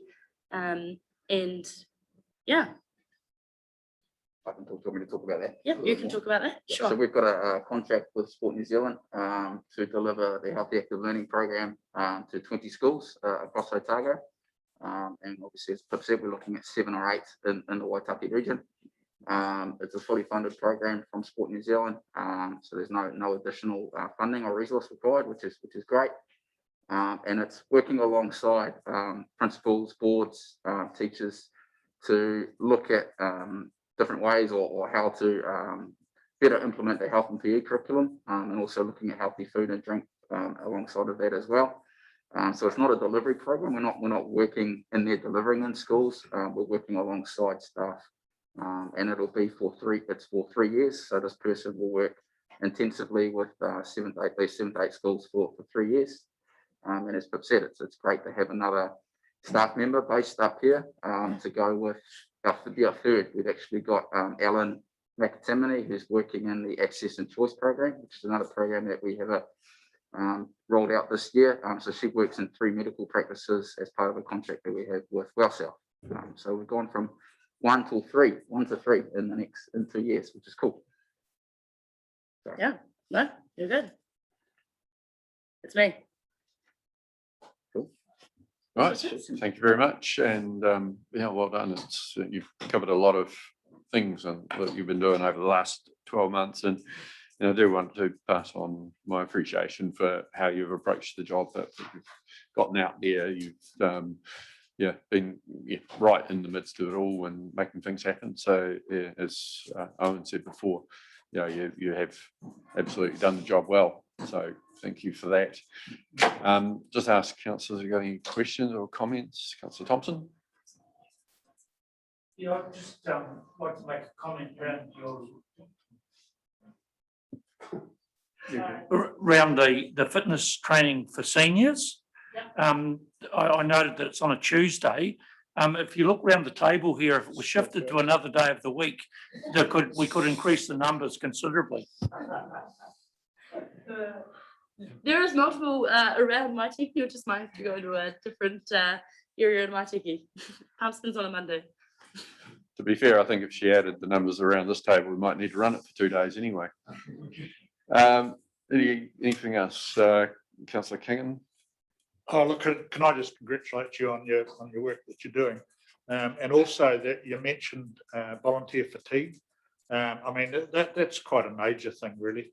And we've got lots of groups doing and lots of people doing really good volunteer work, but sometimes they need a little bit of help too. So good on you for doing that. Oh, it's definitely an ongoing process, and sometimes with volunteers, it's actually getting them to give away a little bit. Sometimes, you know, sometimes they like giving it all, but it does get a bit too much. So yeah, definitely a work in progress there. But just different ways in and around us. Obviously times are changing. Lots of people don't want to be on a committee. They think it's a lot of work and things like that. So just kind of doing it in different ways that people can spread the load. So. Councillor Tavendale. Just want to echo the congratulations, but certainly seeing the Sport Waitaki brand out a whole lot. I don't know if it's in those circles more or what it is at the moment, but really appreciated seeing that. Just wondering with the health program, how you go about selecting the schools that are taking part in that. Yep, so the original criteria was based on decile 1 to 4 schools. We've only got out of the 115 schools across Otago, we've only got 15 that are decile 1 to 4. So we obviously have to look at other criteria. So we sat down with the Ministry of Education and we worked through the schools in the region and had their advice and consultation with it. The health program is a joint approach. So at a national level, it is Sport New Zealand, Ministry of Ed and Ministry of Health working collaboratively. And we want to see that happen at our regional level as well. So our steering group will have what does have MOE, MOH and ourselves represented. So we looked at obviously proximity of schools in terms of where they were and close to each other. We looked at the kaiakos and whether or not they were going to be a factor. We looked at Māori and Pacifica in terms of populations as well, because that's another criteria from Sport New Zealand, Ministry of Health. So it's not perfect in terms of the criteria that we've used, and there are going to be some schools, unfortunately, that are disappointed that will miss out. But that's the criteria that we've worked to. Thank you, Councillor Hopkins. Thank you, Mayor Kircher. Couple of questions very quickly. You made 41 grants through Sporting Chance to assist financially disadvantaged children to participate in sport. How many children were helped by those grants, please? That'll be 41. 41. Okay. Yep, so those are individual grants. Yep. Right.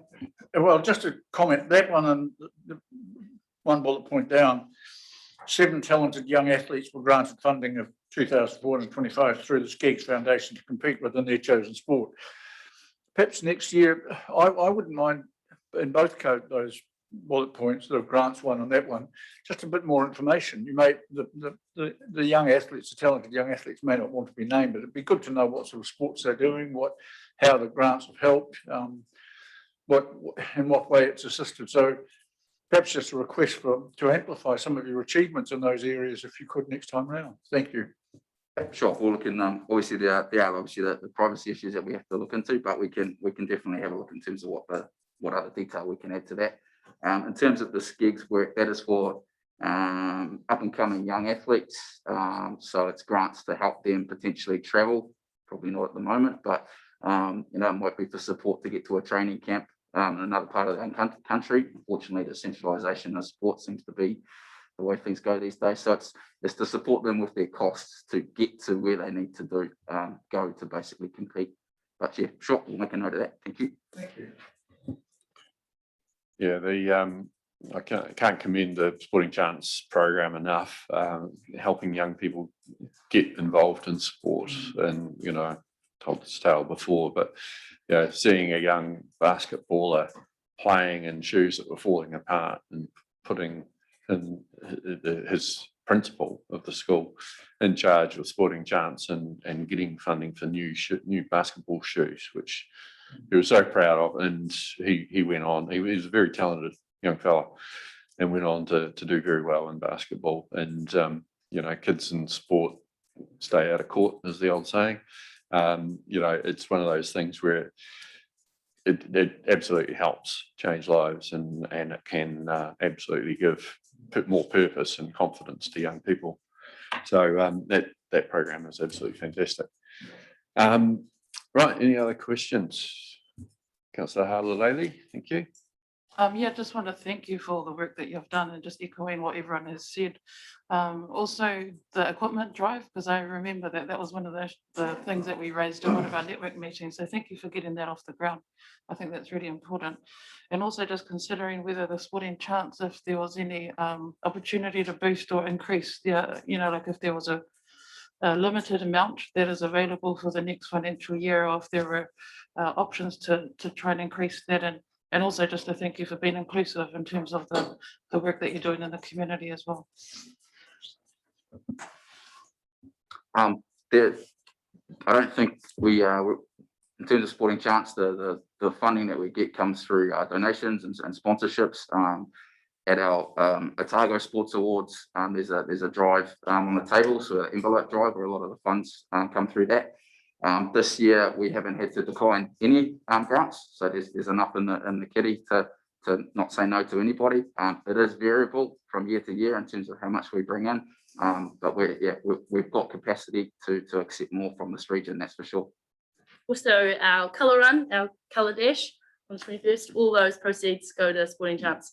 In particular, here in the Waitaki, they all come back to Waitaki. So none of it, you know, everyone that participates in the colour dash, all that money comes straight back to Waitaki. It doesn't go to Dunedin, it doesn't go to Berkeley or any of that. So yeah, that's pretty cool. We can ring fence funds that come through here to be spent here. Yeah. And also just wanted to acknowledge the health coach role that they were sitting with the free practices. I know that was advertised to try and distribute across the other GPs, and they didn't take that up. Yes. So thank you very much for taking that on board and involving that. Thank you. Okay, anything else? Councillor Harlaleli, would you like to move to receive the report? Thank you. And seconded, Councillor Holding, thank you.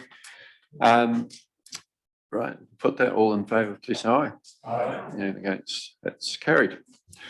Thank you very much once again for coming in.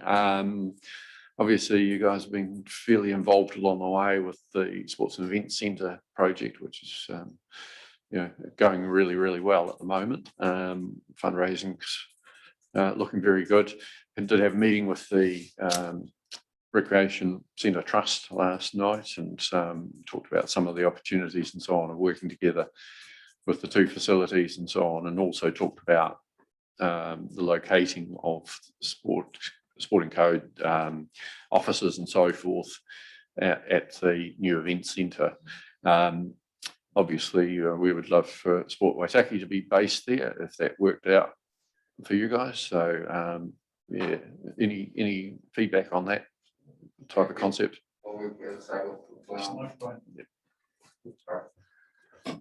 Yep, absolutely. As I said, we're growing with another staff member coming on board at the start of 2022, and Alan, our health coach, also using the current office occasionally at the moment. It's could get a bit tight in there, so yeah, we're definitely open to looking at that in the future.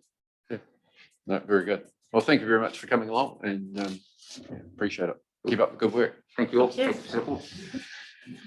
Okay, councillors, we'll now move back to item 7.3, the draft spatial plan on page 70.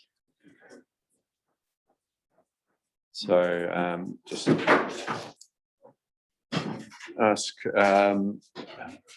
who's going to be introducing this one. Mr. Cook, are you going to be speaking to this? Just once you're sorted. And Katrina Clark's joining in person, right? Okay. So welcome, Katrina.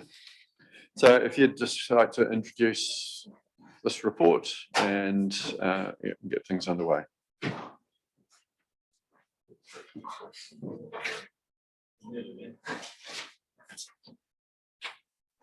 Just push the microphone button.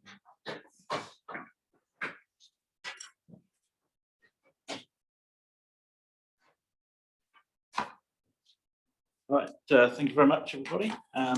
So we're pleased to come here and introduce the spatial plan. It's been quite a journey to get to this point, and we're looking for you to approve it to release for public feedback. It's already been through a wide range of stakeholders. It's now time to move it to public feedback. It's a key part of the stages of the district plan. The feedback is proposed that it will be done in order with the master plan feedback that we did, and it will run for 6 weeks. There's a couple of points within it that I'd just like to draw your attention to. We don't have the actual communication document finalised yet, and we would like to get approval to put this, to pass this into public feedback, but to then present the communication that will go on the website to the comms portfolio and get that signed off through there. The spatial plan does make a note or a reference about Forester Heights being a possible site for development. It does say possible and is not a predetermination, but you may get some feedback on that from members of the public. Okay, thank you for that. And I think it's probably, some of the feedback I've had already, it's been a little bit around, when does the public get to have a say? I think the idea of actually developing something that they can then comment on and say what they like or don't like about us has been good and helps to streamline the process pretty well. And I think what we've come up with, generally speaking, is good. Well, now's the opportunity for the public to give us the feedback once we adopt this draft and it's able to go out. So anyway, councillors, first of all, do we have any questions at all on the report or the draft plan? Okay. Someone happy to move the recommendations? Councillor Tavendale, thank you. Councillor Holding, thank you. Okay, do you want to speak to that? I guess it's been a big journey up to here, and it's been really good to get the pre-public engagement that we've had to try and get us to the stage we're at now.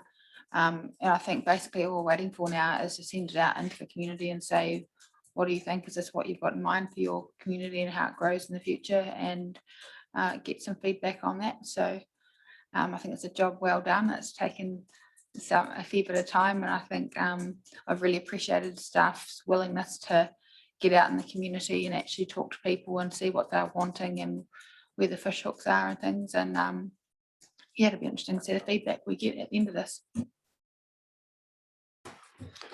Thank you. Councillor Kingham.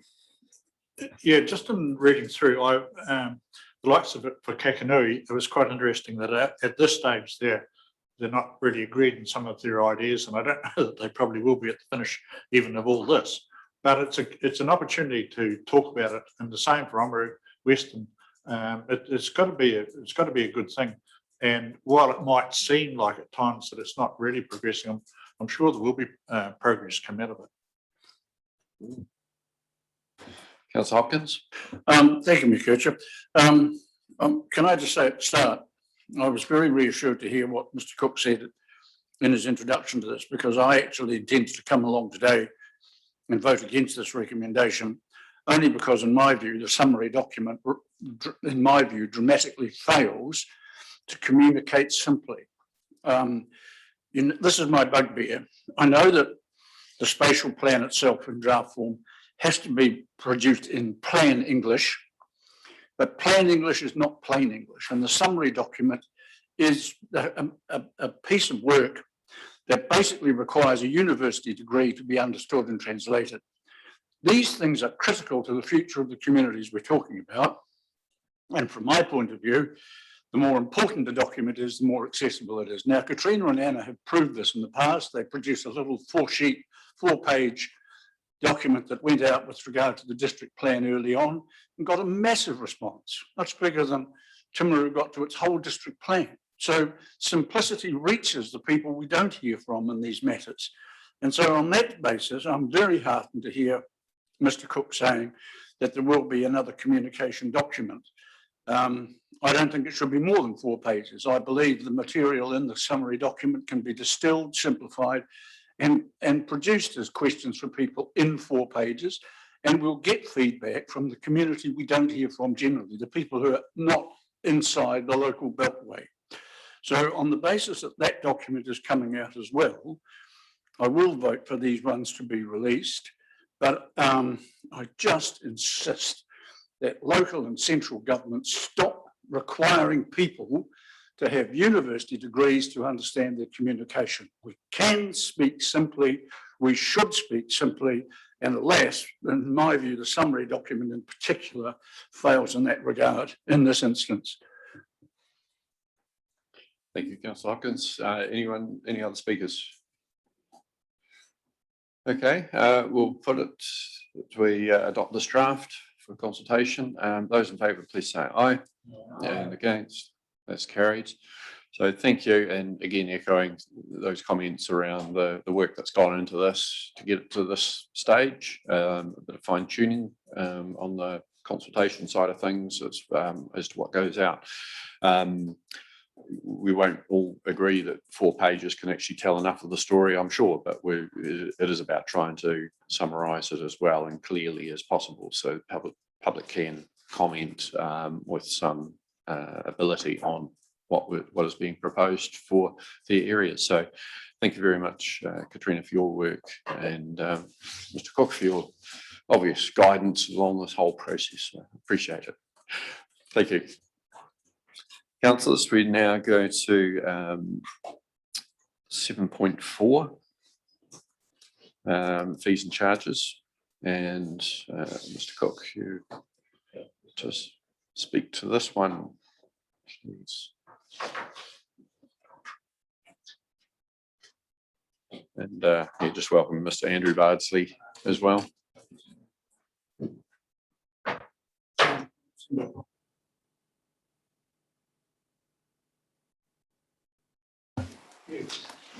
Right, so fees and charges, as you know, fees and charges were presented as part of the long-term plan adoption, and we were asked to go away and review some of those, and we were presented at a council workshop. Just like to point out that today the building fees, there's no increase in the building fees. There's no actual increase in the planning fees, merely a change in the deposit regime. Regulatory fees have identified a potential saving, which is good for the food licensing premises, and the rating fees were discussed at a separate workshop, or as part of that workshop, it is a separate item and as per the attachment.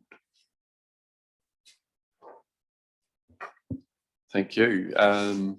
Anything to add, Mr. Bartley? No? Okay, good as gold. Any questions, councillors?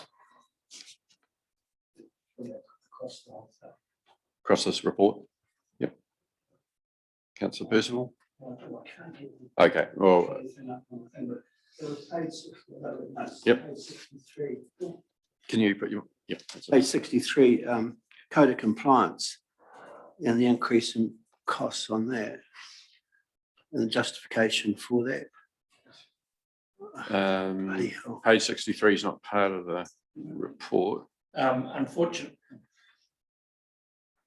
they're operating in historic stuff instead of conveying, so I think we need to go to 77. Okay, so page 77. Conveying that is. Okay. So councillors, you were asked if you couldn't cope with the new software to get in touch with governance advisor to avoid these, but We'll try and work our way through. So, which part, Councillor Percival? Oh, Page 83, sorry, not 63. Code of compliance. Right, so code of compliance certificate. Limited and non-notified, increase of 50%, up to $1,200 from $800. And also back to limited notified, 33% increase from 3,000 to 4,000, which seems a huge increase. Yeah, okay, yeah, so this is a little confusing. So code of compliance is a topic on its own, and you're going to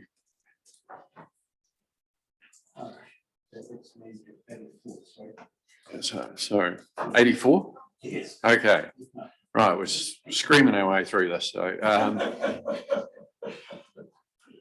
right, so under the year we've got post consent procedures, is it?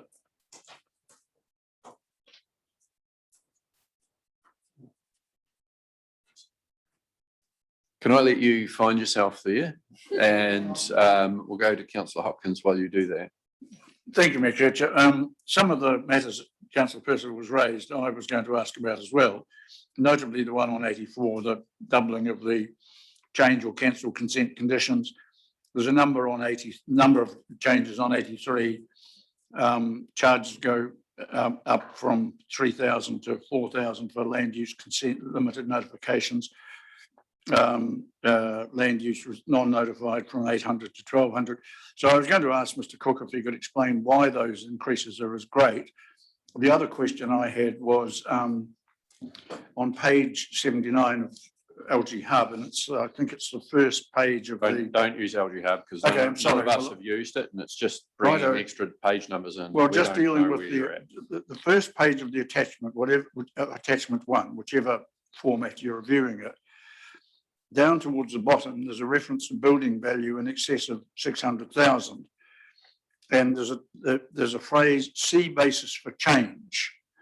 Now, I don't think that, I mean, again, I'm assuming. For charge, it is. For charge, yes. So I just think that we either explain what the basis for the charge is or take it out.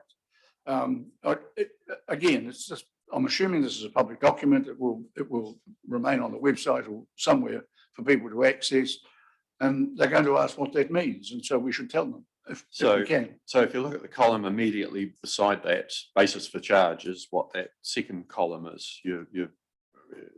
Under the fees and charges, which is the third column, it's just saying it's already explained in the second column. Well, yeah, okay. Sorry, I had overlooked that. Thank you for drawing it to my attention. In that case, I suggest that those words in the columns disappear altogether because the explanation is in basis for charge. Mr. Cook? As I indicated in the introduction to this paper, the building fees haven't changed since July the 1st, 2020. They've been on this format since then. They were decided on through a council meeting, I believe February 2020. And there is no change to the building fees, and there is no change to the layout of the table. Okay, thank you. So it's been used, obviously. I assume there hasn't been any issues with people getting confused before today. The other ones you raise, Councillor, referring to deposits, and it has been explained to us before that people pay a deposit thinking that's the bulk of the charge actually dealt with, and the reality is the actual costs tend to be greater. So the intention is to recover more of the overall cost through the deposit than what currently is happening. But it's really important to note it's a deposit. It's not the fee. Mayor Kircher, I do accept that and understand it. And the explanation that Mr. Cook provides in the paper is very adequate and satisfactory. What I was particularly interested in is with regard to, say, limited notified consents. Why has land use gone up as a deposit from 3,000 to 4, and yet subdivision, which arguably might be expected to be more complicated, hasn't changed? Why has land use below that gone up from 800 to 1,200, whereas the next land use categories again haven't changed at all? So really, I was just asking for some brief explanation of why these areas have proved to be more time consuming. Mr. Cook, do you have a response to that? Thank you, through the chair. The work on this was done by the previous planning manager, Hamish Burrell, and where he's asked to analyse the average of the previous consents to ensure that the deposit regime better reflected the fees and charges table. Unfortunately, Hamish Burrell is no longer with us, so we have to rely on that analysis that he did there. I'll just point out he's just moved to Timaru. He's still on the earth, but yeah. Just a bit concerned people might be quite worried about that statement. Yeah, I think you know, one of the things I've talked to staff about along the way is you know, just making sure that we are trying to be as careful as possible with other people's money. If we're going to be charging these things, that they are making sure they're getting value as much as possible from whatever it is that they are paying. That should be the first step, rather than cost recovery being the first step, and some of these things. So that's been taken on board, I know. But Mr. Cook, you want to comment? Yes, I'd also like to point out that the actual planning fees have not changed for several years now. And we are seeing quite an increase in market rates for the staff that we have to employ in this specialist area. And when we use contractors, contracting rates are going through the roof at the moment, again, due to availability. So I have to warn you that it's unlikely we'll be able to hold these in the next financial review. Thank you for that heads up. Okay, any other comments? Yeah, Councillor Percival. Yeah, well, Jim and I are finally on the same page. So I'm quite happy with Roger's answers, though I'm not happy about the charges. But anyway, so yeah, okay, we found the page. Cool, thank you. Councillor Wallstein. Yeah, thank you for the report, Roger. Just to congratulate the team on reducing the cost of your food premises license each year. It's, you know, it's saving $200 per verification, and it's now $720. It must have been $920 before per annum, which I assume would be quite a large cost for a small scale food premises. So I'd like to just congratulate you and bringing that cost down based on the level of compliance that your team is now seeing out there in the market. So well done on that. Okay. Right, so we need mover and seconder for these. Councillor Hopkins moved, seconder Councillor Percival. So much on the same page. Right, any discussion? We'll put it, those in favour, please say aye. Against, carried. Thank you. Moving now on to the dog report. So an annual requirement, looking at how the dog activities going for the Waitaki district. So hand over to you again, Mr. Cook. Thank you very much. Annual requirement to report our statistics, etc., in relation to Section 10A of the Dog Control Act. And just to prove that I haven't brought Andrew here for decoration, I'll ask Andrew to speak to it. Any councillors have any questions in regards to the report? I'd be happy to answer those. Councillor Kingham. Oh, I'm just was quite intrigued, and it's quite a story of the dog going out to sea. Through the chair, yes, it was quite an experience for our staff, and it goes to show that we'll go to any means to rescue a dog and to make sure that our dog owners are getting their fair share in regards to what they pay for the registration. Reminded me of a nursery rhyme there for a wee minute, but no, more of a drama, this particular story, wasn't it? So, so well done on that. Any other questions, Councillor Hopkins?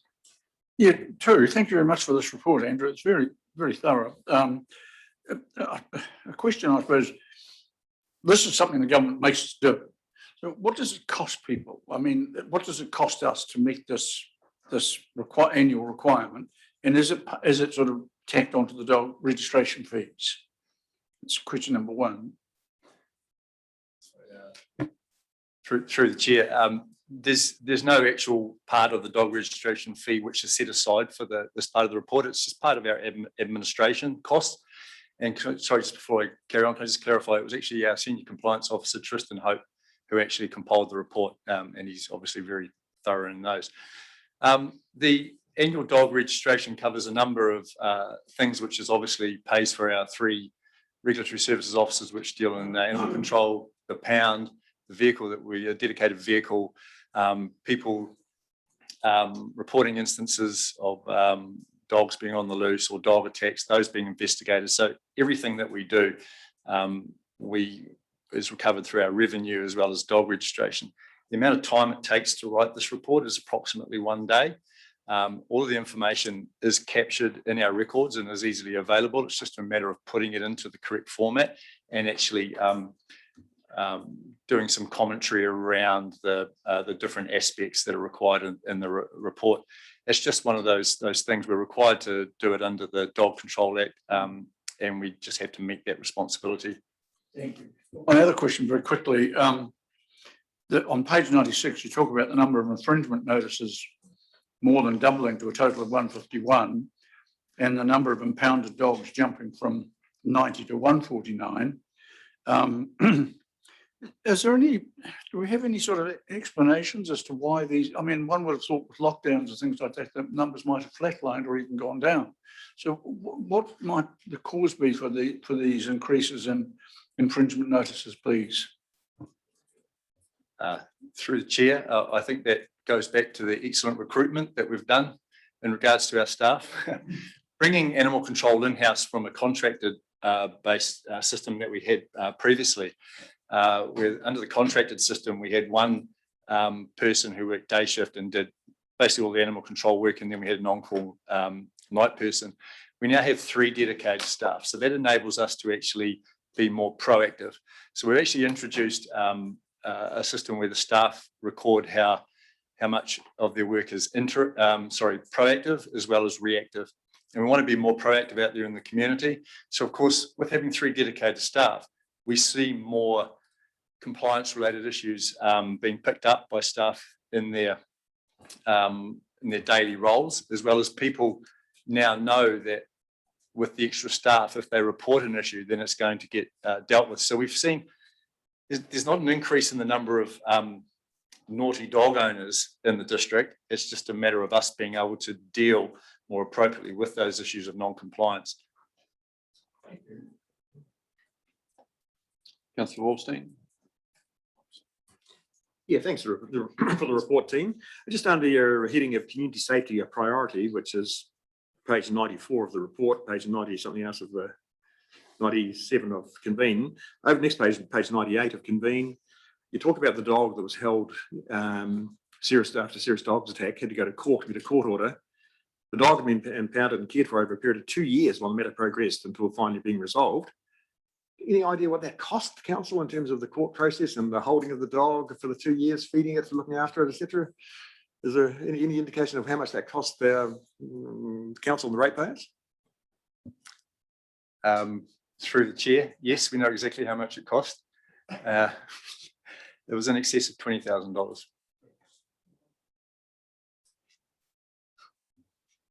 Just on that matter, the legal costs alone were 13,000. We've filed for costs, and the court declined to award costs. And so can I just add further?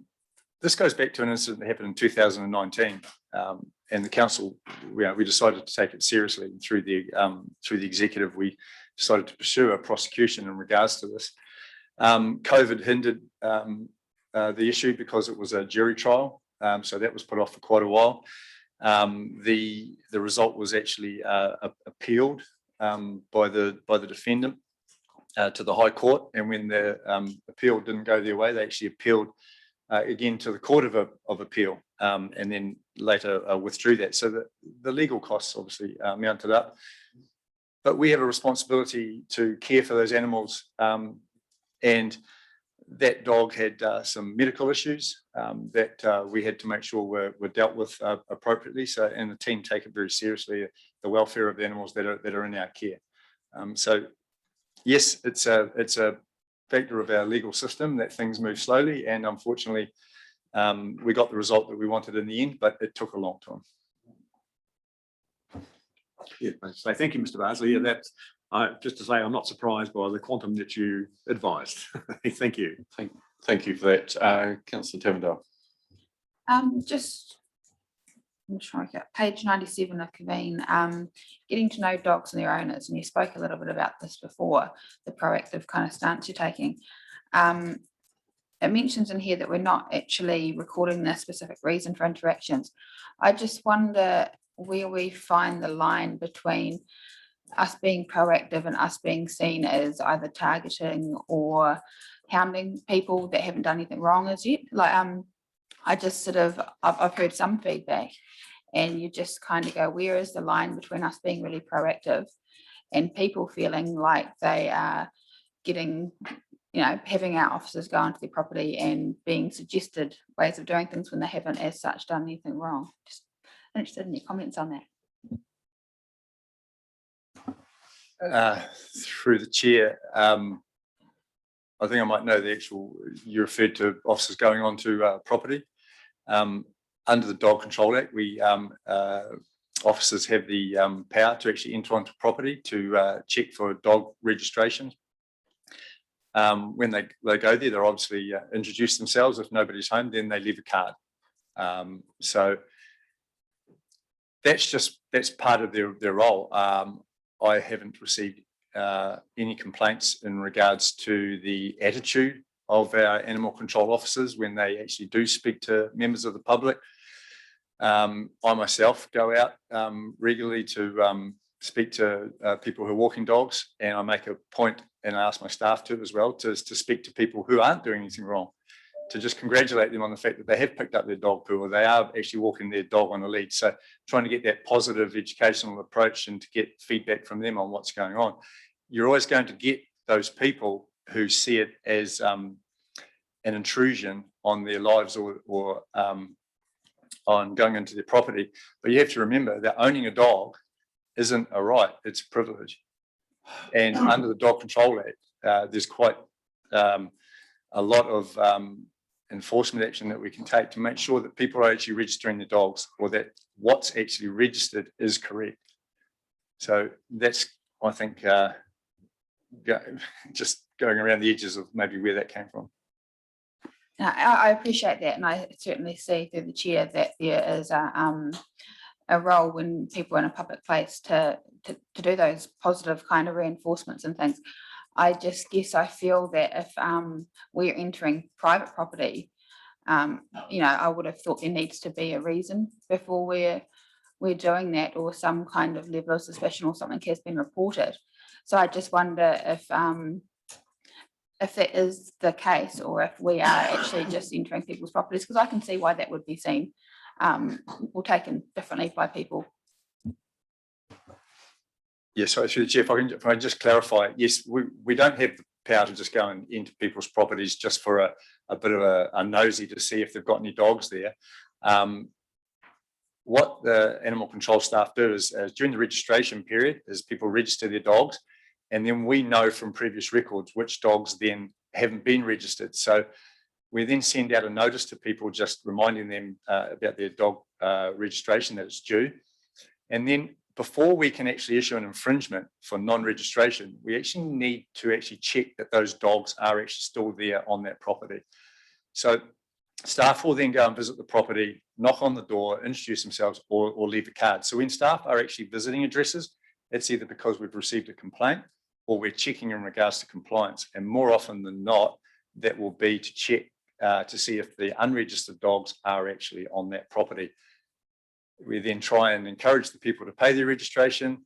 Otherwise, we then will take enforcement action. So yeah, so we definitely don't enter people's property unless there is a reason under the Dog Control Act. Thank you. Councillor Williams. Just on page 99 of convene, I can see there's an infringement for a failure to advise a change of address. I'm just checking that when a family moves, sells up and moves to another house, that it's all automated that they are having, the dog is also having a change of address with the family, or do people need to come in and advise their change of address? Is it just for rental properties or that this might have occurred? Yeah, it's not something that we actively chase up, but what happens is during the course of an investigation or just encountering somebody with their dog, we might ask for name and address, or we will check the dog's registration number and see that it doesn't actually match up with that address. So it is actually an offence not to advise us of that change of address. And then if we do come across something like that, we'll ask them to actually go through the process of doing that. It's a reasonably simple process, but it's not something that people will normally think about when they're actually moving. It's quite an emotional and thing when you're moving cities or towns. If I can just respond to that, I just would hope that our departments talk to each other, that one person when there's moving house and get, you know, rate bills at a whole new location, that we assume that their dog's gone with them. And so that one department talks to another automatically without expecting somebody to, you know, come in and do another job.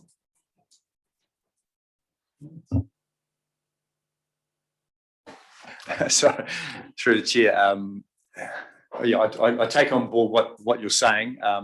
That adds another level of administration to the team. But yeah, I take on board what you're saying. I'm not sure whether our systems actually allow us to do that at the moment. Thank you. Councillor Percival.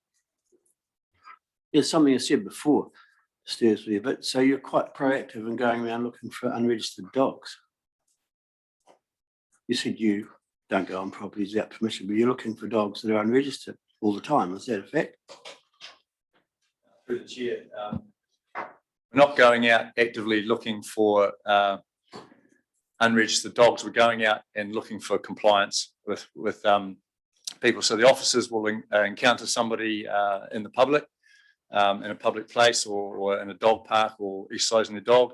They'll approach that person. If the dog's not wearing a tag or is obviously not registered, they'll make some inquiries into whether it is registered.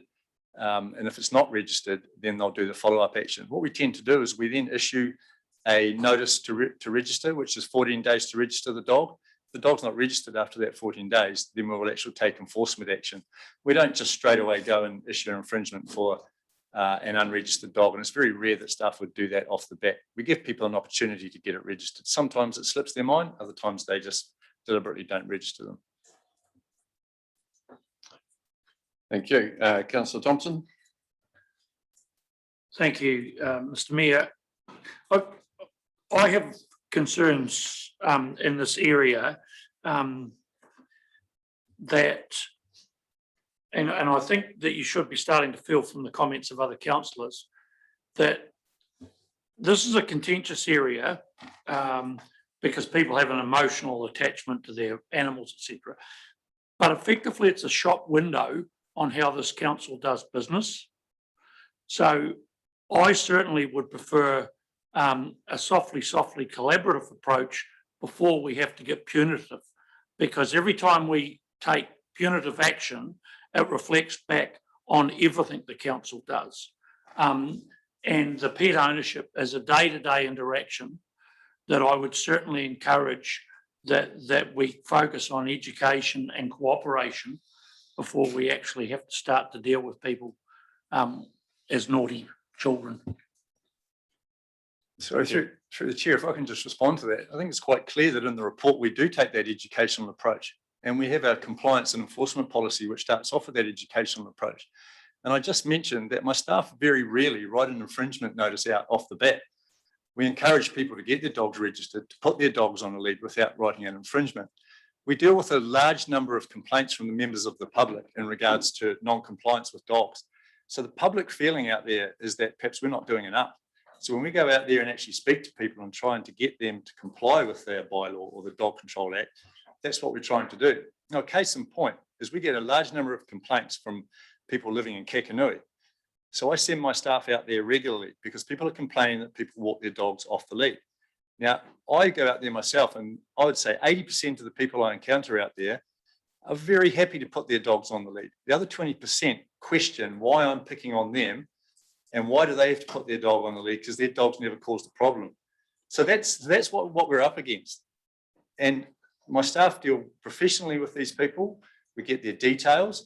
It's entered into the system. And if we have another occasion where they're encountered with their dog off the lead, then we more than likely will take enforcement action. We very, very rarely will take enforcement action straight off the bat. Thank you. Right, Mr. Cook, you want to add comment? Yes, just add some context to that as well. We do have some sectors of the public that will have multiple dogs but register one, or when we turn up to do in visits to see whether they've registered their dog, they will have moved the dog. So generally the animal control officer will advise that they're coming, and then the dog is not there. And then we get a report that there's a dog on the property 2 or 3 days later. So that, as with all these types of regulatory matters, there's a sector of society that will try and flout the rules and be deliberately disruptive to the process. And that is where it costs council a lot of money. But equally, there's the majority of the community that will pay their registration. They register them ahead. They come in and collect their tag. They clear up their dog mess. They walk it on the lead. They exercise it in the right areas. So we have to be careful that we keep this in context around the majority of the people try to be compliant, want to be compliant and are compliant. And there's a minority that Andrew and his team have to deal with. And when we're dealing with legislation that we're mandated as officers and as a council to implement, Andrew and his team do, unfortunately, have to implement the law. And it is part of the compliance and enforcement program, education first, followed by enforcement. Thank you very much. So looking for a mover and seconder that we receive this. Councillor Tavendale, thank you. Seconded Councillor Hopkins. Speaking to that. You probably feel a little bit embattled today, and that's not the intention, I guess. From my perspective, we need to look at the issues that we get brought to us, and then we need to look at what the overall governance of that is, and where our role is, what's the kind of foot forward we want to have as a council, and our strategies and the information we're giving to you and the direction we're giving to you correct as to what kind of service we want you guys to be providing. So I think for us it's a little bit of unpicking and trying to understand what we do, what levels we do it at, and what our lines are, where we enter properties, for instance, where we don't, and what kind of is the point where decisions are made. So yeah, it's an understanding thing for us as well. So I appreciate the job you guys do, and just want to thank you for this report. Just if we can try and keep us short, we've talked a lot about this, and we're 5 minutes behind. Quite right. Look, I wasn't going to speak waiting again, but given some of the comments, I would just draw attention to councillors in the report. The reference on page, whatever page it's on, 9 people reported being attacked by dogs during the year, and there were 12 recorded attacks on other animals not being livestock, including some horrific attacks on sheep. This is the greatest number of attacks on animals recorded in comparison to previous years. So the critical test for this council is that we protect people from being attacked by road dogs and animals as well. And that's the flip side of this. And so I would just literally support what Andrew and his team are doing to actually ensure that those kind of awful things are kept to an absolute minimum wherever and whenever possible. Thank you. Okay, I'm going to put it. Those in favour, we adopt this, please say aye. Aye. Against, that's carried. Thank you very much. Thank you, Andrew, for coming along, and it's been a thorough discussion covering lots of things, and And it is that thing of making sure that we, carry out the requirements that we legally have. It is about protecting the public, and it's also at the same time trying to deliver a good service to everyone. So it's not always easy walking that fine line, but thank you very much for the work that you're doing. Okay, just move to the ratification of council's submission to the proposed Otago Regional Policy Statement. Happy to move, Mayor Kircher. Thank you, Councillor Hopkins. Seconded, Councillor Tavendale. Thank you. Mr. Hope, do you want to just very briefly address this, just for the benefit more of viewers? I think probably they may not have read this, but this is, it's a matter of ratifying something that's just been pretty much decided already. Carry on. Yeah, I haven't got too much to add. Yeah, as covered in the report, I mean, it was really the time frame for providing feedback to the Otago Regional Council didn't really fit in well with our own meeting timetables. So an alternate approach was adopted, which was workshopping the submission and then getting the chair of the appropriate committee basically authority to sign off on the submission. So that's what's been done. That's what's done. It has been submitted, and the submission has been acknowledged by the regional council. So it's really just a formal endorsement, and Mrs. Van der Speek is here to answer any specific questions. Are there any specific questions? Geez, yep.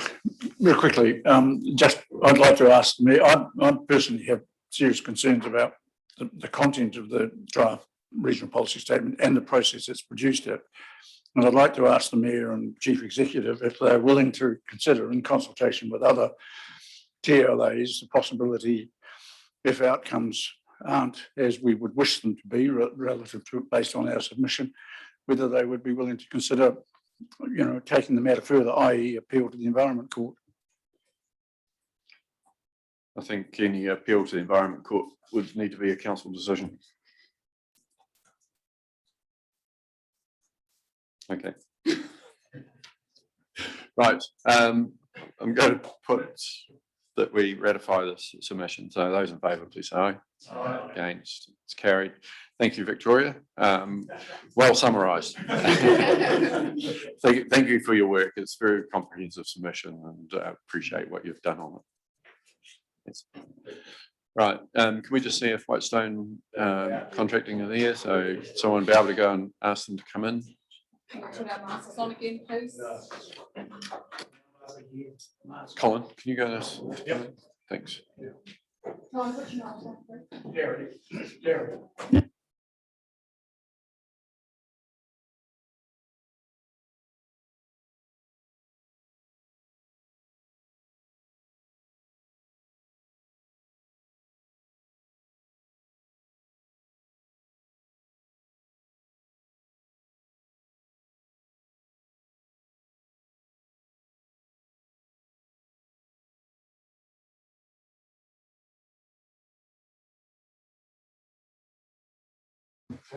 Good afternoon, gentlemen. So, welcome along. I'll let you get yourselves get settled in there,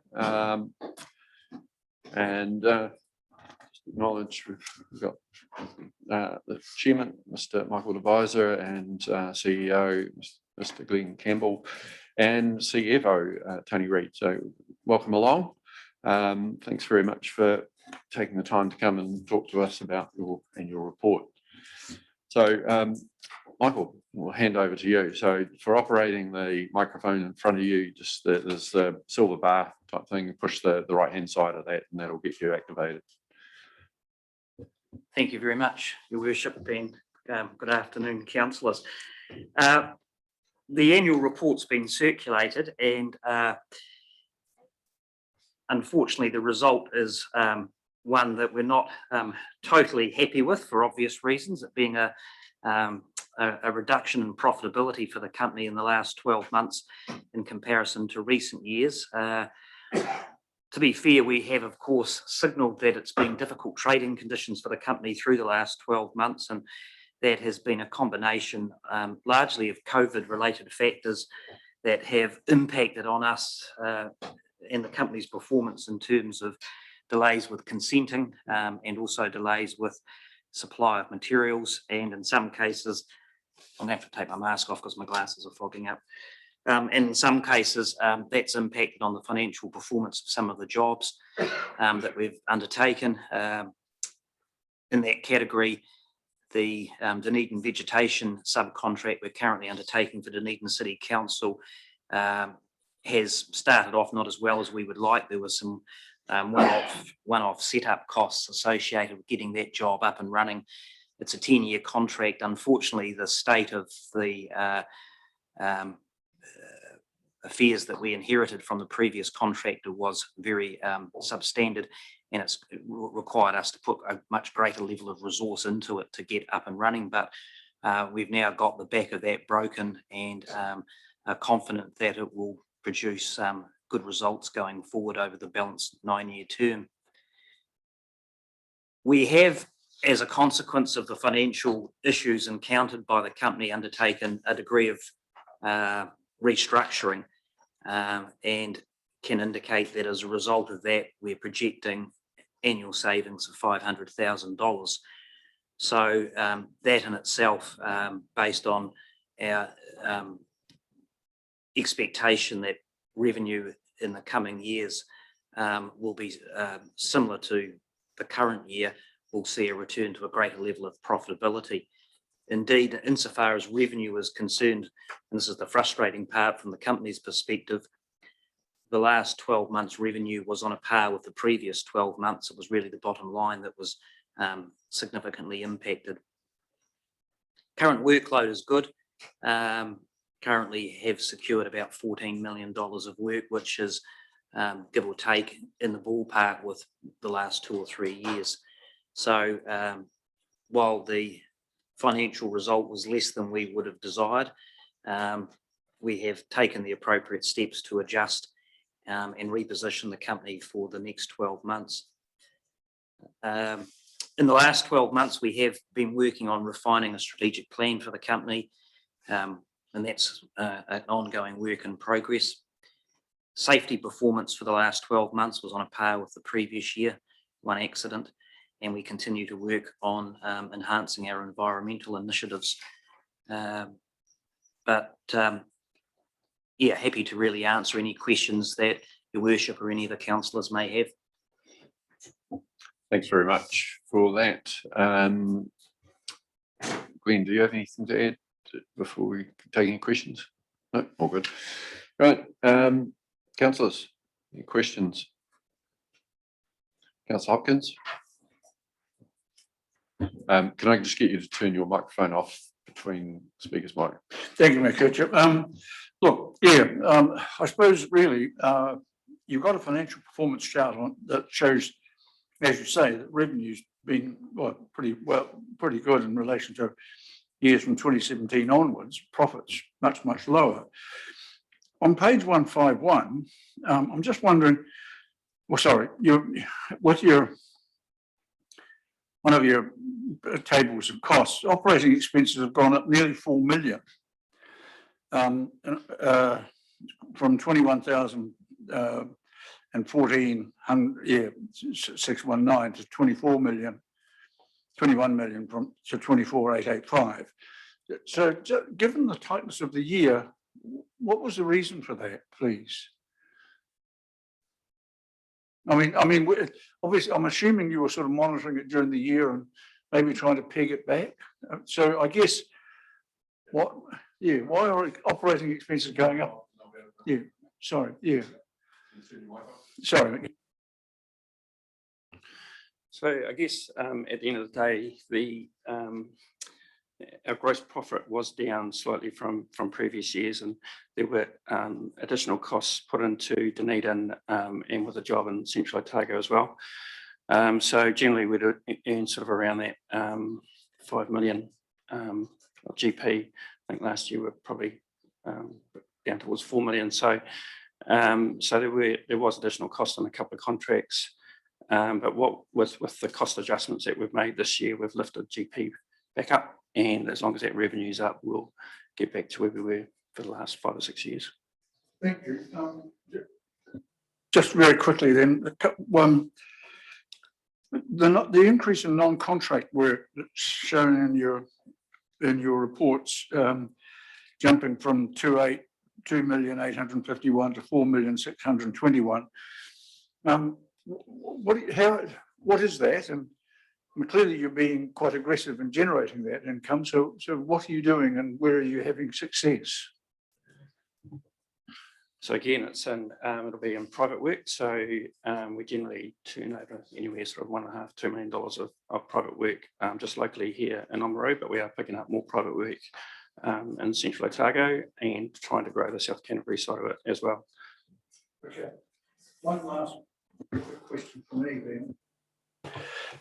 On page, there's a reference to prepaid income from us, which has jumped from $13,319 in 2020 to $289,160 now. What is there an explanation? What are we prepaying you for, and why has it shot up so much? Not saying we shouldn't. I'm just curious to know why. Probably just paid in advance in the financial year, I imagine. Yeah, so there was a couple of particular projects that we had with council. One was a landslip repair project where we had invoiced the majority of that project, but still had to complete some of that work. So we don't recognise that though as revenue in the business for that financial year, or any profits or anything. Right, councillors, any other questions? Councillor Wallstein? Yeah, thanks for your report for the last year. Just a question going back to what Councillor Hopkins raised, but in a similar vein, your tendering last year, did you need to tender at a bit more of a competitive rate? Did you have your normal tendering profit built in, or was it because it was a tough year, did you need to actually prune some of your prices? So the question really is, was the drop in the GP all expenses, or was it partly lower pricing as well as increased expenses? So all our pricing is done from first principles, and every project is different. And when we submit a price, it's based on, defining in detail the plant labour materials and subcontractors, all that sort of thing. So, and then you've got to deal with the market as well. So depending on what the market could be doing,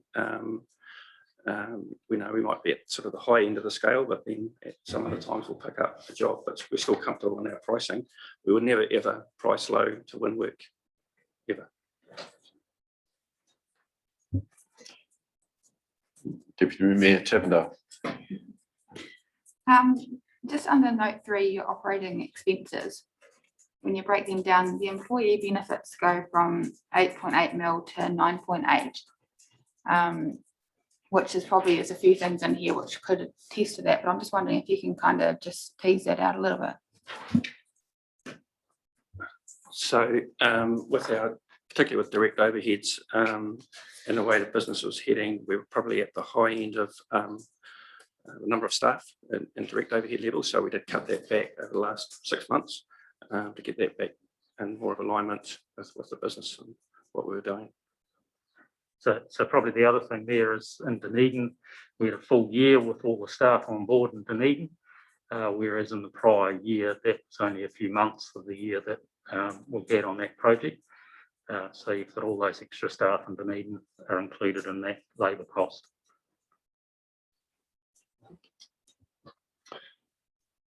Right. I've got a question. It's not directly related to the annual report. It's more looking forward, but we've got a number of projects around the harbour that we want to get on with that are funded and so forth. The challenge for us is getting the resource to actually help plan those, working alongside members of the Harbour Area Committee. Would Whitestone be in a position to maybe do some design and build type projects? Can you put your microphone on? We'll just make sure we record that. Certainly. Okay. I mean, there's definitely some work that's being held up because other things can't happen, and we're certainly wanting to see how we can do that, and without extending the resources we've already got within council. Okay. Anything else, councillors? So I'd like to move we receive that. Councillor Holding, thank you. Councillor Waldstein. Those in favour, please say aye. Aye. Those against? That's carried. Thank you very much. Thank you again for coming along and taking the time to come and speak to us, reporting on what's happening. Obviously, the past year wasn't a stellar one. Still far from your worst one, but yeah, I think it's just the challenge of working in the current environment, plus one or two other factors which you've obviously mentioned along the way. But we certainly hope that this current year sees you back at your best and producing good results for the community. So thank you very much. Right, councillors, that actually finishes off the agenda